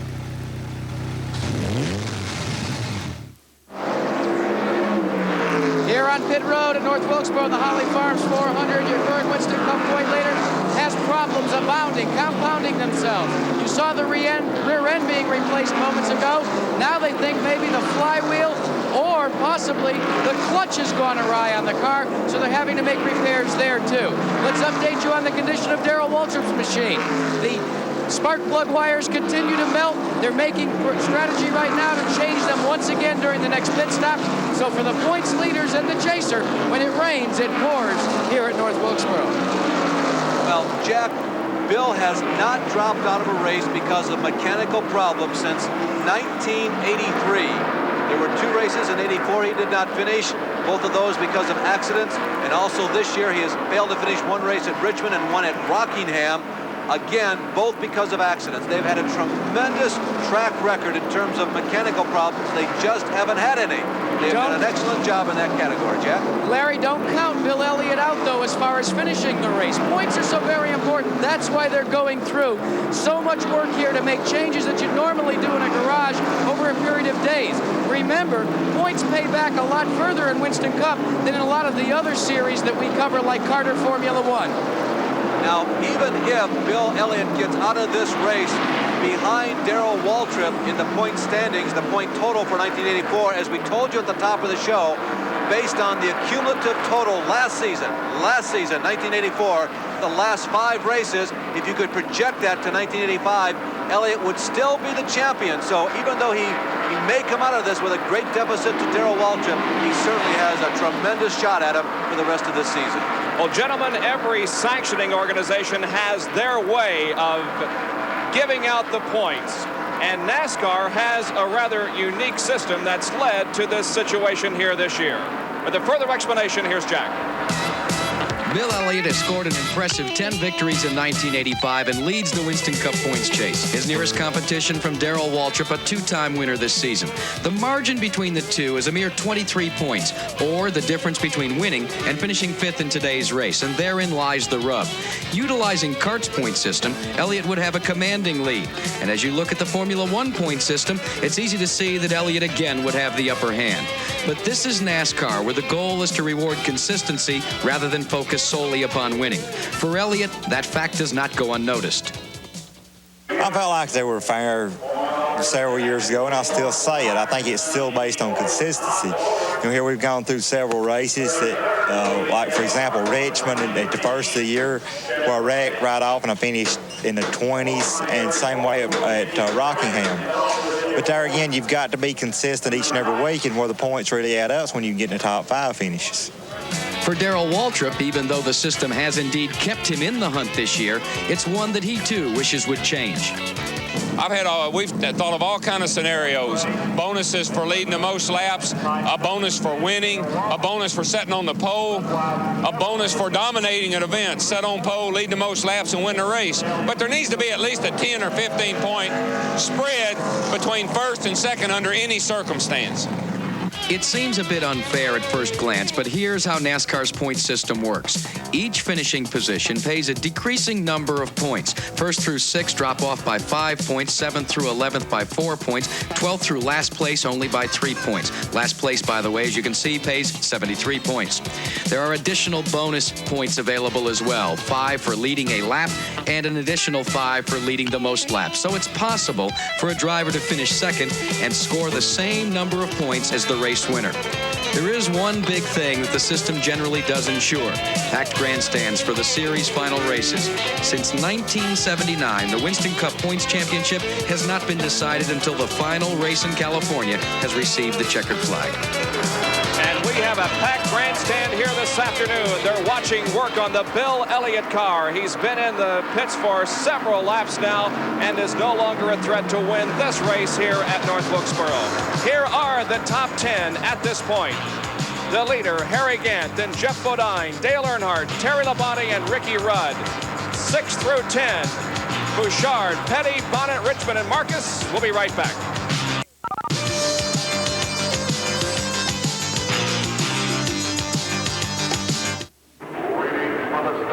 Racing. From the inside, no one covers it like Auto Week. Auto Week makes you an insider at the world's great race circuits every week. In the pits, behind the scenes, even in the cockpit with racing driver columnists in Formula One, NASCAR, and CART. Inside coverage just days after the race. And Auto Week puts you inside the world's most exciting cars, right behind the wheel. Auto Week takes you inside the whole automotive scene. Personalities, great cars of the past, columnists with inside scuttlebutt. Let Auto Week make you an insider, too. Call for a special 30-week trial subscription to Auto Week. 30 issues at the basic price of just $13.20, just 44 cents an issue. Call 1-800-554-2828 and save $24 over the newsstand price. Call right now, 1-800-554-2828. Let Auto Week make you an insider, too. The Holly Farms 400 Grand National Race from North Wilkesboro, North Carolina Speedway, live on ESPN. I'm Bob Jenkins. Larry Newber and Jack Arute are also here, and we have Harry Gant in the lead at the present time. Here he is sneaking up on Dave Marcus in number 71, who led this race earlier but is about to go a lap down. Boy, if there was ever any question about how strong Harry Gant has come on, this picture tells it all. Here's the guy, and Marcus pointing the way for Harry. You saw the orange glove come out the window and point down to the inside, said, Harry, I'm going to let you go. But just a few laps ago, Marcus was battling for the lead, but now he knows that Harry is definitely the quickest man on this racetrack right now. Harry is really putting everybody away. There are 9 cars now on the lead lap. Marcus is running in 10th and has fallen a lap down. Jeff Bodine running second, and Dale Earnhardt is in 3rd position, but Harry has about an 8-second lead. That equates to more than a full straightaway lead. And Richard Petty is also doing well on this Sunday afternoon. He's running in 7th spot. Yeah, he got batted around pretty good last week in the short track at Martinsville. There are a lot of fairly well-publicized pictures of the straights that Richard found himself in several times last week, but boy, this week has been very clean, and Richard is definitely having one of his better races. The man who has won 15 times, he is tied with Darrell Waltrip for the most wins ever, I think, at this racetrack. 7th, 8th, and 9th here, Richard Petty, Neil Bonnet, and Tim Richmond. Not too far behind Tim Richmond is the leader of the race, Harry Gant. Now, Neil is 3rd in the point standings going into this event, and with Elliott and Waltrip both having experienced mechanical problems here in the first half of this event, Neil stands to gain some points. Bill Elliott has gotten out of his car down in the pit area as work continues on it. We might mention that Frank Fleming's relatives called us to say that he has been released from the hospital. Is a little shaky, but no serious problems. Frank, the driver involved in the modified crash yesterday here at North Wilkesboro, and we're very glad to hear the good report on Frank. A couple of minutes ago, we were talking about Richard's wins here. It's Petty Enterprises, which is tied with Johnson Enterprises, Junior Johnson race teams for the most career wins here, but Richard is still ahead of Darrell in terms of driving. Richard has 15 wins here, whereas Darrell owns 8. Most of those, however, coming within the last 5 years. Richard Petty has an impressive record here at North Wilkesboro, 15 wins. Darrell Waltrip has taken the checkered flag 8 times on this racetrack. Cale Yarborough has 5 wins, and Bobby Allison has 4. Allison already out of this race. His car stalled early, and he was the first retiree. Yeah, and the 2 other guys, of course, who have a win here at North Wilkes, Richmond and Neil Bonnet, would make up the 6 active Grand National drivers who have won here at this really historic racetrack. Here's a racetrack that was one of the original speedways on the Grand National schedule. Speedy Thompson won a race here in 1953. Another reasonably familiar name, Herschel McGriff, was a winner at this racetrack when it was dirt. So this one goes back a long time ago. As a matter of fact, in October of 1949. Now, how many of you, be honest, can remember that? It was one of the original Grand National events here, and Bob Flock was the winner, and guess who was second? A guy by the name of Petty, as a matter of fact. No, it wasn't Richard, it was Papa Lee. Look at how well the Skull Bandit Chevrolet of Harry Gant is working. He has passed 7th, 8th, and 9th position. Now there are 6 cars on the lead lap. And here is the race for second. These guys have been running right together on the racetrack for the last 50 laps or so. Jeff Bodine and Dale Earnhardt. You know, there was so much talk about Earnhardt and his driving tactics the last couple of short track races. I was a little intimidated myself, as a matter of fact. There was so much conversation about it. I just wondered how everybody was going to play it.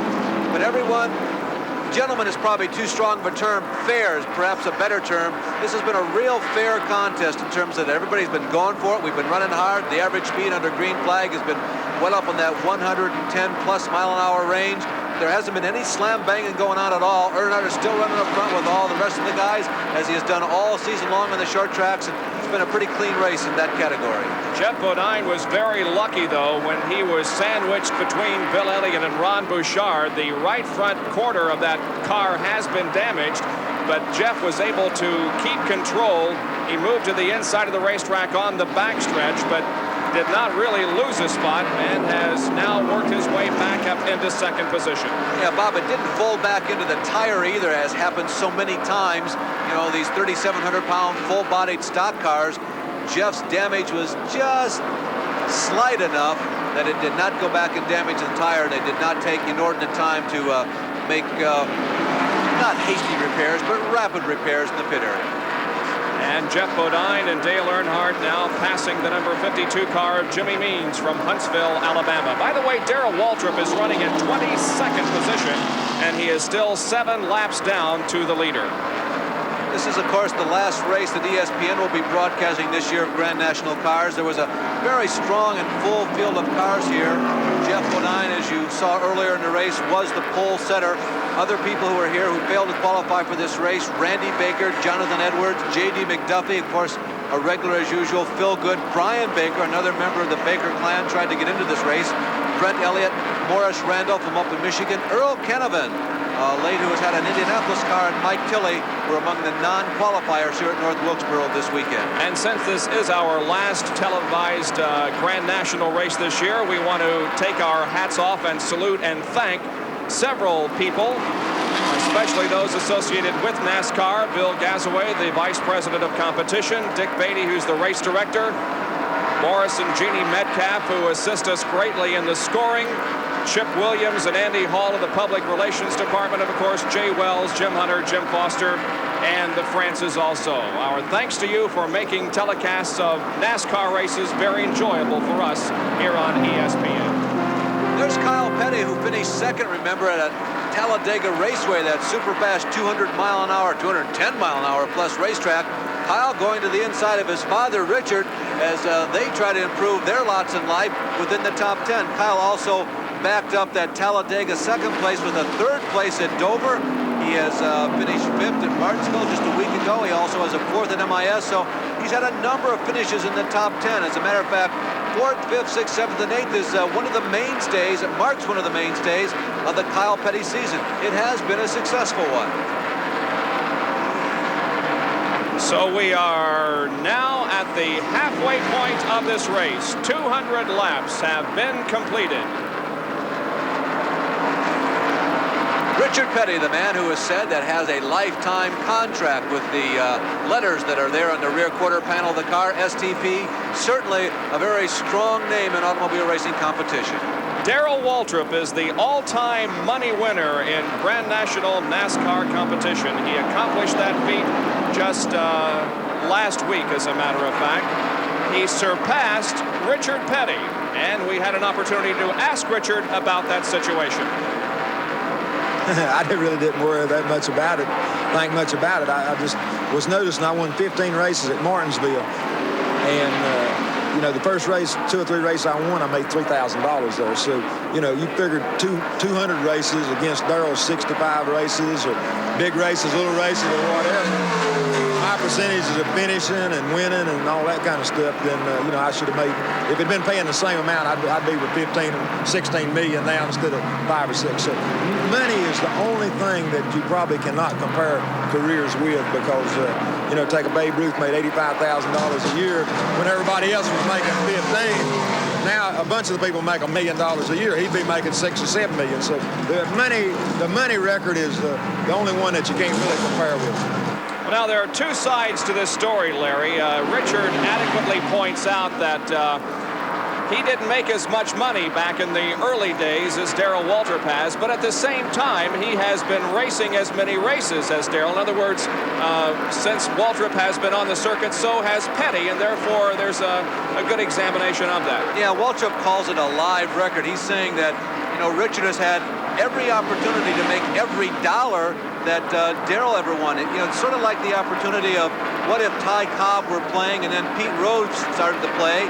Ty Cobb had already been playing 13 years, and then Rose comes up and gets more hits than Ty while they are both playing. And obviously, that would be rather impressive if that would happen. But to be fair, as Richard said, they just weren't awarding as much money back when Richard was winning 10, 15, 20, and even 25 races a year. Richard Petty from Randleman, North Carolina, currently running in 7th position. He is a lap down. Well, we've had a change of second place in the last couple of laps. Dale Earnhardt has moved around Jeff Bodine and is now running in second spot. Yeah, Earnhardt, the guy who has been so tough on the short tracks, maybe has been radioed from his crew just how far away Harry Gant has taken off. Harry Gant has a half a lap lead now on second place Dale Earnhardt. Jeff Bodine is right behind, and everybody else is falling rapidly behind. The Skull Bandit is running away and trying to hide from everybody here at North Wilkesboro. Our mid-race summary shows you that at the end of 200 laps, we had run an hour, 19 minutes, and 30 seconds at an average speed of 94.339 miles an hour. 5 leaders, 7 lead changes, 3 caution periods for a total of 17 laps. Drivers that have dropped out of competition officially: Bobby Allison, Buddy Baker, and most importantly, the points leader in the Winston Cup chase, Bill Elliott. The top 10 at this point show that Harry Gant is the leader of our race, Jeff Bodine and Dale Earnhardt battling for second, Terry Labonte running fourth, and Ricky Rudd is in fifth position. 6 through 10, Bouchard, Petty, Bonnet, Richmond, and Marcus. We'll be back in just a moment. Have you driven a Ford? When was the last time you had the kind of car that brings the road alive? Have you driven a Ford? Then you don't know what you're missing. Have you driven a Ford? Driven a Ford? Have you driven a Ford lately? There's been an important change in STP to better protect your engine. It's a new and improved formula. Now, here in your oilways, STP fights to keep dirt and sludge from building up. This is a new STP, giving you extra protection from wear. Get new improved STP oil treatment. STP is the racer's edge. Indianapolis, where the gladiators of the automotive world do battle, where one competitor has dominated the Indy 500. It is a tire born of advanced design and innovative technology, the only tire to qualify. For the past 10 years, the only tire on every car in the Indy 500. The cooling systems in today's cars are made with aluminum. But does your antifreeze protect that aluminum from the damage of rust, pitting, and corrosion? This one does. Peak Antifreeze and Coolant now has a unique patented formula, proven to help protect all the metals in your car's cooling system, including aluminum. For the way cars are made today, you need the protection of Peak. We've reinvented antifreeze. Thursday, catch an exclusive live college football showdown between 2 Pacific Coast powers. Cal State Fullerton battles San Jose State live Thursday. Back at North Wilkesboro, where Darrell Waltrip is in 22nd position, 7 laps down. However, he is still out there, and as long as he is, he stands a chance of picking up some valuable points. But unfortunately, Bill Elliott's race is not looking quite as good. He is not officially out of the race, but he is down several laps. And should the race end at this point, Darrell Waltrip would have the points lead in Winston Cup battle. The points lead, but as you can see, it is still virtually a tie. And we remind you, there are 4 races to go. Remember about the performance of both of these guys in 1984. And even if Bill Elliott, we talked about this, up and down the pit road yesterday, gets out of this race in second place in the point standings, we have no more official short track, so Bill Elliott might still have the upper hand. Certainly if you're an Elliott fan, that's the way you feel, but go with the history and the experience, you wonder just how strong can Junior Johnson and Darrell Waltrip be. And also, as I said at the top of the show, I don't know if all those numbers mean anything at all. You just take it race to race and you go for it every time out. 5 cars are now on the lead lap. Harry Gant, as you can see, is running right ahead of Ron Bouchard, and Ron is listed in 6th position. So only 5 cars remain on the lead lap, and I'll tell you, Larry, Harry Gant is superb at this point. Boy, that sums it up. Superb. That's just it. Harry is the superior man out there. So many times, particularly in a long race, the guy who is leading in the middle stages is not always the fastest car on the racetrack. There's somebody else who's moving up or creeping up. They may be running 5th or 6th, but there's no question that Harry is far faster, superiorly faster than everybody else on the track. And he's putting laps on guys at a much earlier stage in this race. It's only a 5/8 mile racetrack, remember, than I think that anybody would have predicted. And he seems to be doing it with ease. He's not pushing a race car. He's not sliding around the corners. The car is just going around, as it is said, the slogan, like it's on rails. Look at him. He's not sliding. There's no tire smoke. He doesn't even look like he's going fast. It's just like everybody else is going in slower motion. Harry Gant has never won a race on this racetrack here at North Wilkesboro. He has finished in 2nd position on 4 different occasions, and the most recent 2nd place finish for Harry was in this event last year. Harry finished 2nd earlier this year in the Northwestern Bank 400. He was a 10th place finisher. Harry Gant leading with more than half of the race completed. If you're relatively new to Grand National Stock Car Racing, maybe you don't know that this car is co-owned by Burt Reynolds and Hal Needham. Those of us who follow the races, of course, know that very well. It's become a real standard on the Grand National Trail. Hal Needham also is very much a fan of our broadcast, and as a matter of fact, he was one of the guys who came up with the suggestion of a mid-race report earlier in the season. He wasn't the only one who had it, but he certainly had a nice, strong vote in it, and that's one of the reasons why we do it. Travis Carter is the crew chief on this car, and he is in the pit area with Jack Arute. Travis, it looks like you're literally running away from the field. What have you done to the car? Well, after the last practice yesterday, we weren't quite satisfied with making a few changes this morning. Gambled on it, and looked like we did pretty lucky. It's a typical Wilkesboro race. I think everybody's slipping and sliding a lot. What kind of changes, though? What kind of changes did you make? Well, we had to make some changes on the spring combination, the weight combination a little bit. We didn't know what to expect. We knew it was going to be real slick. And it seems like everybody's having a hard time, and maybe we're just slipping quite as bad as some of the rest. Well, the question now is whether Travis Carter and Harry Gant can sustain what they're doing right now, because if they do, they'll walk away with this race. Travis's comments are very interesting because he points out that they did a few things, and it points out the fact that there are so many things that you can do to a race car to make it run fast, or on the other hand, slow it down.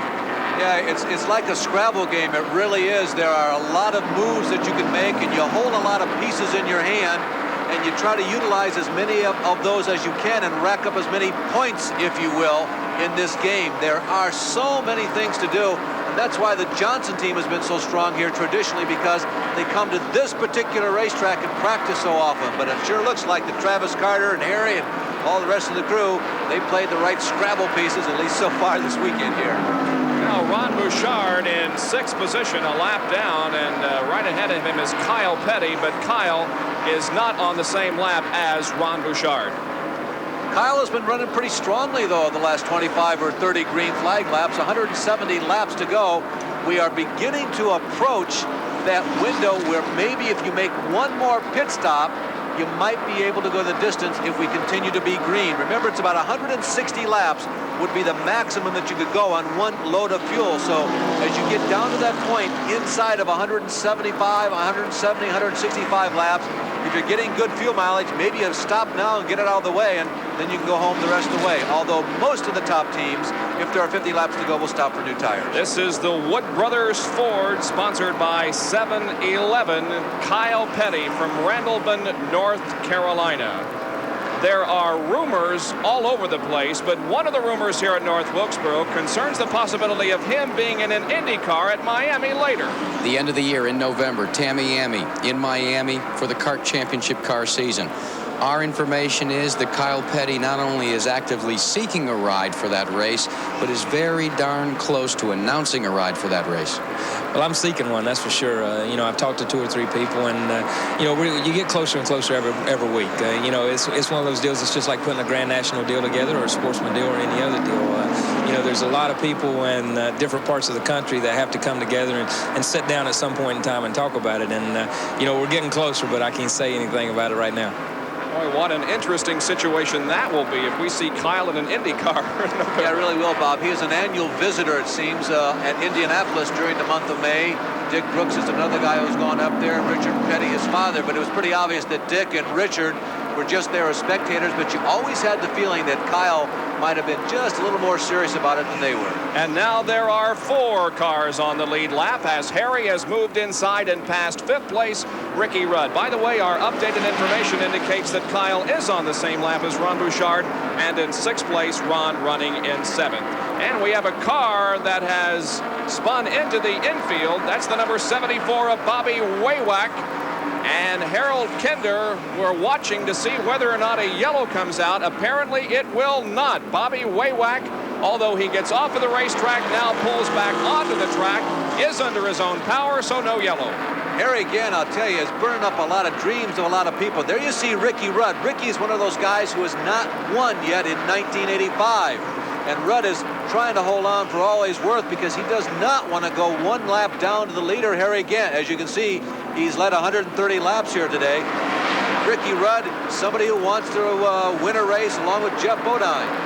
Now some bumping and banging going on. Look at Harry getting squirrely coming off of the 4th turn, and Ricky, maybe a little bit of contact. That's the first time Harry's heated up his tires in the last 50 laps, I'll tell you. That car is really sticking. It just seems to be the right combination of chassis as well as horsepower. When it all comes together, this is a picture of how dominant one combination driver and car can be. And Harry now racing with Dave Marcus. Dave is in 11th position and about to go 2 laps down. Now the 4 cars that are on the lead lap, besides Gant, Dale Earnhardt, Jeff Bodine, and Terry Labonte, who's having a fairly successful afternoon, running in 4th, but Harry is not too far behind Terry. Dale is a half a lap behind, and the 3rd running Jeff Bodine is about 2/3 of a lap behind Harry. And as Bob mentioned, Harry has 1 car and about a football field, as we often say, between himself and Terry Labonte. So it's getting pretty narrow out there, the guys who continue to run in that same groove as the leader, Harry Gant. Well, as he did earlier, he's having trouble passing Dave Marcus here and putting the 2nd lap on him. Now as they go into corner number 3, Gant pulls alongside, but again, Marcus does not give an inch as he's trying to stay 1 lap down. Now perhaps is the opportunity for Gant to clearly pass him.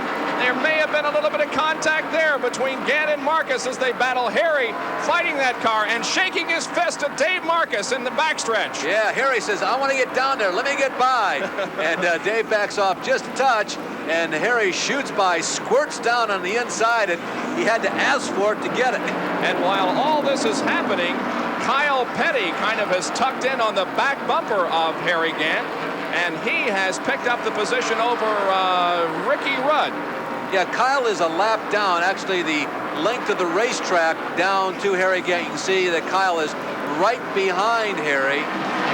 Harry now has a free racetrack, at least for a few moments here. He'll try to once again pick up the pace and get away from the rest of these people. Well, now Harry Gant has completed his lapping and sits back and kind of relaxes for the time being, clearly in command of this race. Well, we have a very interesting story we'd like to tell you about now concerning the possible way that a Grand National car should look according to the drivers. You know, it's the time of the season when everybody is guessing what the 1986 models will look like. What happens, though, as Detroit comes down to the Southland and polls the drivers and the car owners and asks them what sort of modifications they can introduce on their street models to give the racers a competitive edge in the future. We thought, though, it might be interesting to pose a question to the drivers. If there were no rules, if it was open competition, run what you brung in the stock car circuit, what type of car would they design? I'd put a big wing right on the center of the race car, just like a super modified, and that would really hold it on the ground. I'd take Mario Andretti's Lola and put a Thunderbird body on it, and I'd be ready to go. Well, the wing would go on the rear for stabilization as far as going straight, and also something like the 70 Superbird. That was a super situation. It was stuck up by itself and got clean air, and that's what you'd have to do with something like that. You know, I'd probably throw a wing on the back and be able to adjust it maybe from the driver's compartments. Well, I would make all the rules stay just like they are, and I'd have that turbo and that 4-foot wing and all the spoilers on my race car, and that's the only thing I'd change. Make it kind of look like a modified, put a big wing on top with a lot of spoilers. I'd make that thing look really sharp. Plus, it'd be a lot easier for me to drive if it was like that.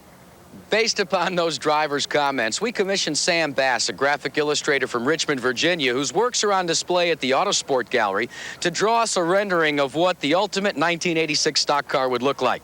Here's what he came up with. As you can see, it's a far cry from what competes on the Grand National Trail today. It's got a big, tall wing on the top of the roof. It's got some spoiler, a lot more than they're used to. Of course, turbocharging and also fender fairing. But doesn't it look an awful lot like a Thunderbird? Holy mackerel. Well, I guess that's what I said, huh? A wing on a roof and a fancy nose. Looks like a T-Bird. That's different. They'll never let us run it. It's got the wrong number on it. What number should it be? 9. That's it. Wait a minute. The wrong color. Needs more yellow into it. I like the wing on top. Now, that's what we need right there. That's a nice looking car. Why can't we race something like that? I've seen that car somewhere. Oh, Lord, that's like going to school without teachers.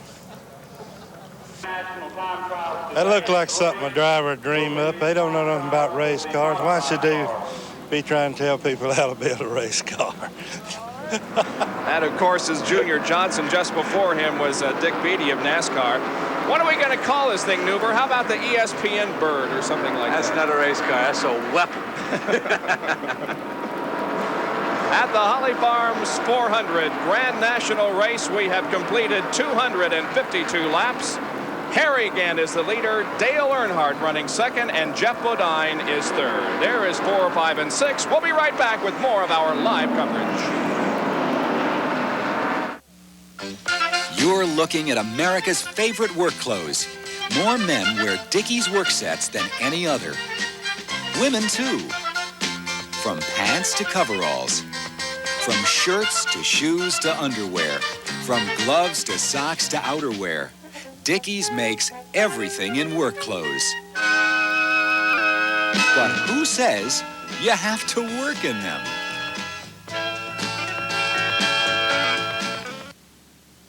This liquid can help keep your engine running cool, prevent corrosion, keep it from boiling over or freezing up. What's in it? AluGuard, a premium quality antifreeze formula approved by all 4 major U.S. car makers. AluGuard, a formula you find in more than 70 brands of antifreeze, but not in Prestone. The label tells you it's car maker approved antifreeze. Antifreeze with AluGuard. Available now. When was the last time you had a car like this to drive? Talking about the kind of car that brings the road alive. Remember when? How long has it been? Put the key in, put your foot down. Let it go. You got that feeling again. Have you driven a Ford? Then you don't know what you're missing. Have you driven a Ford lately? Have you driven a Ford? Then you don't know what you're missing. Have you driven a Ford? Driven a Ford? Have you driven a Ford lately? Back in North Wilkesboro, North Carolina, where Harry Gant leads the Holly Farms 400. And in second position now, Dale Earnhardt. Third is Jeff Bodine. It's short track racing that we're concerned with here this weekend, and here are the points that have been distributed on the short tracks only in 1985. Earnhardt has assumed the most with 1,135. Waltrip is second in short track points with 1,071. Then comes Harry Gant, Ricky Rudd, Neil Bonnet, and Bill Elliott. Elliott, of course, is in 10th position as far as short track points are concerned, but he is the leader by 23 in the overall Winston Cup points battle. And if you divided the season in half and picked it up at midpoint, this guy, Harry Gant, would in effect be tied with Bill Elliott for the lead in the season point standings. But of course, that's all speculation. That's just not the way it's done. And when it all comes down to push and shove and getting out of the way, it's Darrell Waltrip and Bill Elliott who fight it out for the points battle. This guy right here, he's been really tough in the last month or so, though. Harry Gant right now certainly is the man who everybody is trying to figure out how do we get around in Grand National stock car racing. All right, let's go down to Jack Arute for this report. Bob, things are very quiet in the pits, and that may indeed account for one of the reasons why Harry Gant is so dominating this race. These guys haven't had to work that much, nor have their counterparts. We haven't had as many cautions as we're used to on a short track race, so they haven't been able to make adjustments. The teams that have gone with the setup at the start of the race that's worked the best seem to be the ones that are performing the best. The guys that were out to lunch just a little bit, they've had a problem. Greg Sachs goes by our position, and it's the first activity we've seen here in about 20 minutes. Well, now, what do you think, Jack? When can we expect the final round of pit stops here? I think that right now is up to judgment of each individual crew chief. We tried to poll them as we've gone up and down pit road, and all of them are saying, we're not sure yet. We're still banking on the fact that something's going to let loose on the racetrack, and we're going to end up in caution. All right, we have completed 265 laps, so we have about 135 more to go, and we certainly are going to have at least one more series of stops. Yeah, Bob, we're well inside that window that I referred to earlier. You stop now, you stop once, you can go the rest of the way. Remember that everybody stopped last about lap 130. Now, what that means is that 290 is the maximum distance that anybody could go. So if this race stays green for the next 25 laps, everybody will probably try to hang out as long as they can up to about lap 290. No later than that, everybody will start coming in, and it will be their last pit stop under a potential green flag condition, barring any other caution flags. Harry Gant is right behind fourth place Terry Labonte. So if he can pass Terry here and put a lap on him, there will only be 3 cars on the lead lap. Just to update you now on the situation involving Bill Elliott and Darrell Waltrip. Darrell was in for 7 laps, is now 7 laps down to the leader, and is in 16th position. Bill Elliott's car is essentially out of the race, although it's not officially listed as such. They have had a lot of problems with that car. It's still in the pit area, and should he not return to the racetrack, he will be credited with a 29th place finish. The first time in 2 calendar years that Bill Elliott potentially has dropped out of a race because of mechanical problems. It truly is an incredible moment. There is Morgan Shepherd in number 00, the Helen Ray Chevrolet. Morgan, of course, from Conover, North Carolina. One of the things that, and we have a spin and a wreck over in turn number 3. Phil Parsons and Bobby Hillen involved. There's Parsons' car up against the wall. Bobby Hillen's car is down on the inside of the racetrack in the grass. Wow, what a break for Terry Labonte. The crew was cheering him on. The yellow flag comes out. Labonte stays on the lead lap. All the leaders will be coming in. Tremendous opportunity for Terry Labonte, who was just about to be swallowed up by the whale. Harry Gant was closing in, and the jaws were coming after him, but it won't happen this time. And here come the leaders. Here comes Harry Gant in. Kyle Petty follows, and everybody will follow suit.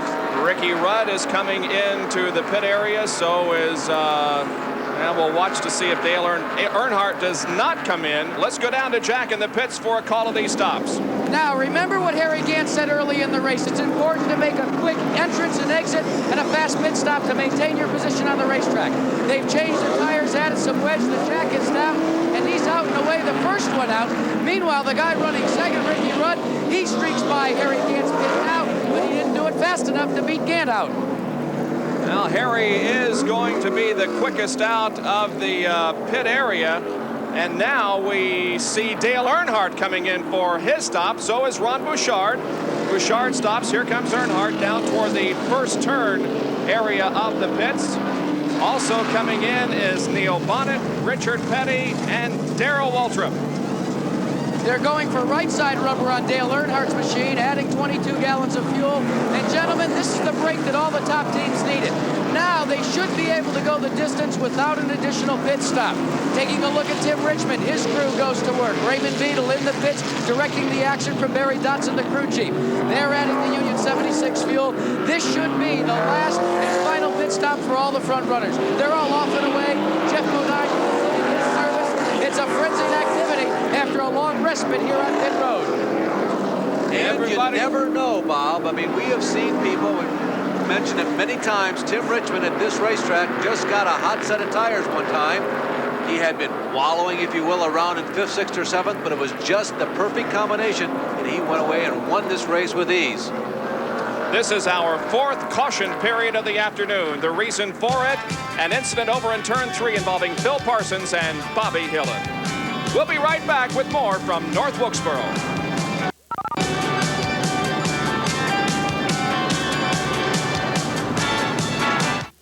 Our brick house keeps the wolf out. But to keep out the huffing and puffing of winter, we use Thompson's Easy Weatherproofers. They're so easy because there's no caulking gun. Easy Caulker has silicone to last and last. Thompson's Easy Insulator Foam fills large cracks, expanding 25 times to form a permanent seal. Come spring, Easy Weather Stripper peels off. So seal your place with Thompson's, whether it's brick, wood, or even straw. Thompson's Easy Products, the foolproof weatherproofers. If you own a house, you gotta own a shop vac. This baby's got the power to pick up almost anything. Got broken glass, nails, or wood chips? Shop vac gobbles up stuff that would kill an ordinary vacuum. And a shop vac wet dry can even vacuum water like a flooded basement. The washing machine is flooding the house. Every house needs a shop vac. Starting at under $50, a shop vac is heavy duty, not heavy money. And remember, if it doesn't say shop vac, keep shopping.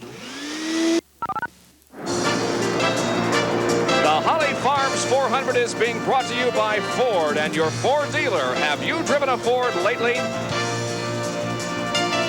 And by Dickies, they're America's favorite work clothes, but who says you have to work in them? And by Peak Antifreeze and Coolant, for on the track or on the road, we reinvented antifreeze. The green flag comes out and racing resumes at North Wilkesboro, North Carolina Speedway. And on the racetrack, Ricky Rudd leads them down. Although he is a lap down, the leader of the race is still Harry Gant. 4 cars on the lead lap with Harry Gant. 3 cars rather with Harry. It's Harry Gant, Dale Earnhardt, Jeff Bodine, and Terry Labonte. Only Jeff Bodine is the guy without a win in 1985 among that quartet. Bodine right now is trying to work underneath Dale Earnhardt. There you see him in the extreme right-hand side of your screen.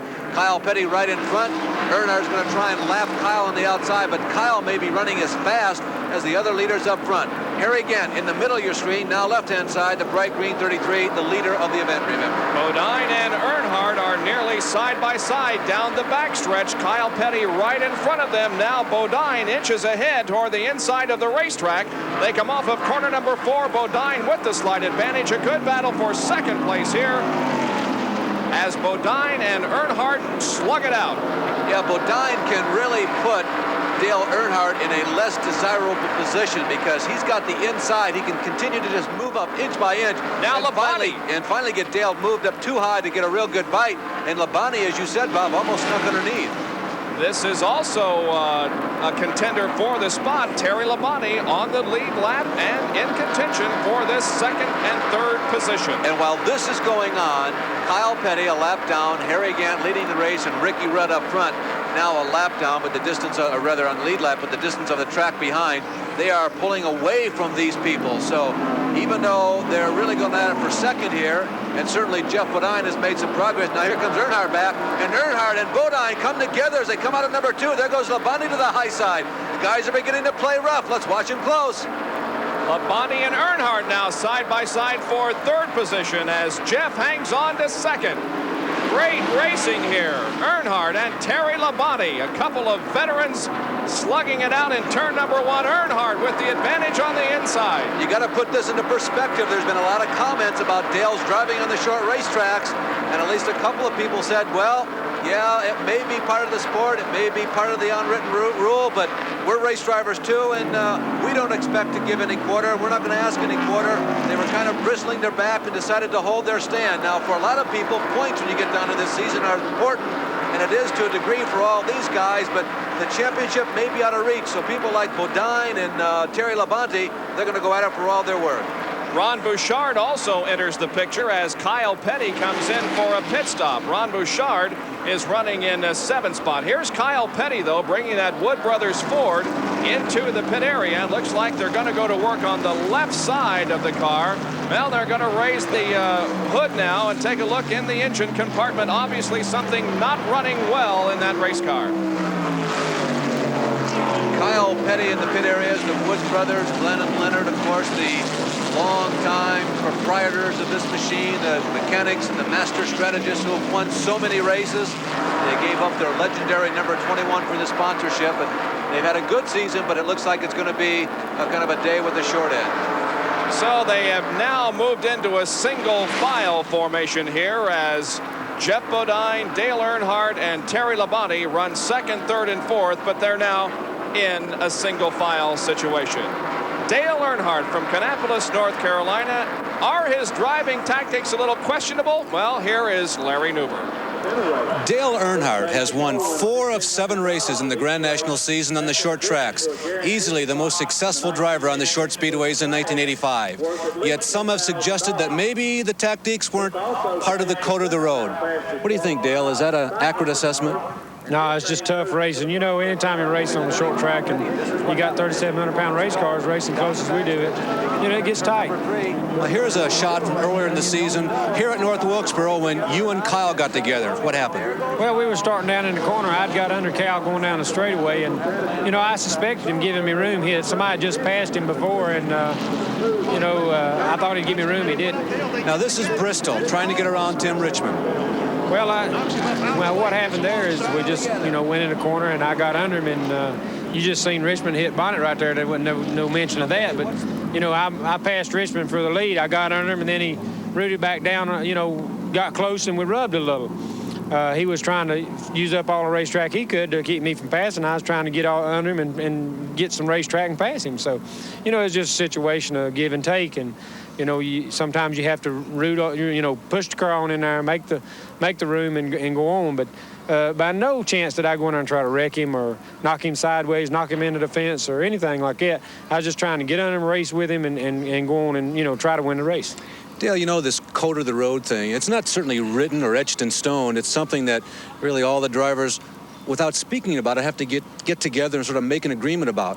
How do you come up with that thin line between being aggressive and being reckless is probably not the right word, maybe over-aggressive? Well, anytime you run a place like Bristol or a lot of these short tracks, you got to be aggressive to some extent. But I know when a guy's got me beat, and that goes back to I don't ever say anything when, you know, I get rubbed, or you don't see a lot of people rubbing with me, is I'll give to a man when I know he's got me beat to the corner or beat in the corner, and get back in behind him, try to race him. A lot of times these guys, you know, won't give, or they try to run as hard as you do in the corner, and you get together. So it's, you know, a little of both, give and take, and I know when to give, and you know, I try to, it gets down to the last lap or the last 10 laps, and it's time to go up front and try to win the race. That's what I try to do. Dale Earnhardt, who right now is battling with Jeff Bodine for 2nd spot. Bob, I'd like to make one comment about that. There are a lot of things that journalists or observers can make calls on as they watch from above the grandstands. But I think that in a situation like this, it is so specialized, and there's so much that goes on in the heat of the battle right behind the steering wheel. This is a race driver's call. I don't think it's anybody's privilege, so to speak, to really make a judgment call. Listen to the drivers and make your own decisions what they say. Well, we have just a little over 100 laps to go. We've completed 294, so we have 106 more laps to go. And at this point, Harry Gant is looking very strong and is certainly the dominant force in this race to this point. Kyle Petty has dropped out of competition, and he's with Jack. Well, we can't say for sure if he's dropped out of competition permanently. Kyle, you're still in the car. What's wrong? I don't know. We were running there trying to make up our lap, and the motor changed sounds going down the backstretch. I guess it threw an oil pump belt off or something because the oil pressure was beginning to drop. So we're going to try and put another one on and see if we can finish. Well, this may be a break for Kyle Petty, gentlemen. A yellow flag. And it's Morgan Shepherd who has spun over in turn number 2, and a tremendous job of driving on the behalf of several drivers who were behind him. Everybody squeezed through. There was no major contact, and now Morgan Shepherd begins to roll away from his spin. Morgan Shepherd is a guy who is looking around for 1986. We told you earlier in the race that they really wanted to concentrate on finishing this race. Morgan has been using the cushion now. Of course, there's no cushion on a paved racetrack, but he's been running way up high on that Richard Petty group. By the way, he is primarily interested, he told me, in the Bobby Hawkins car for 1986.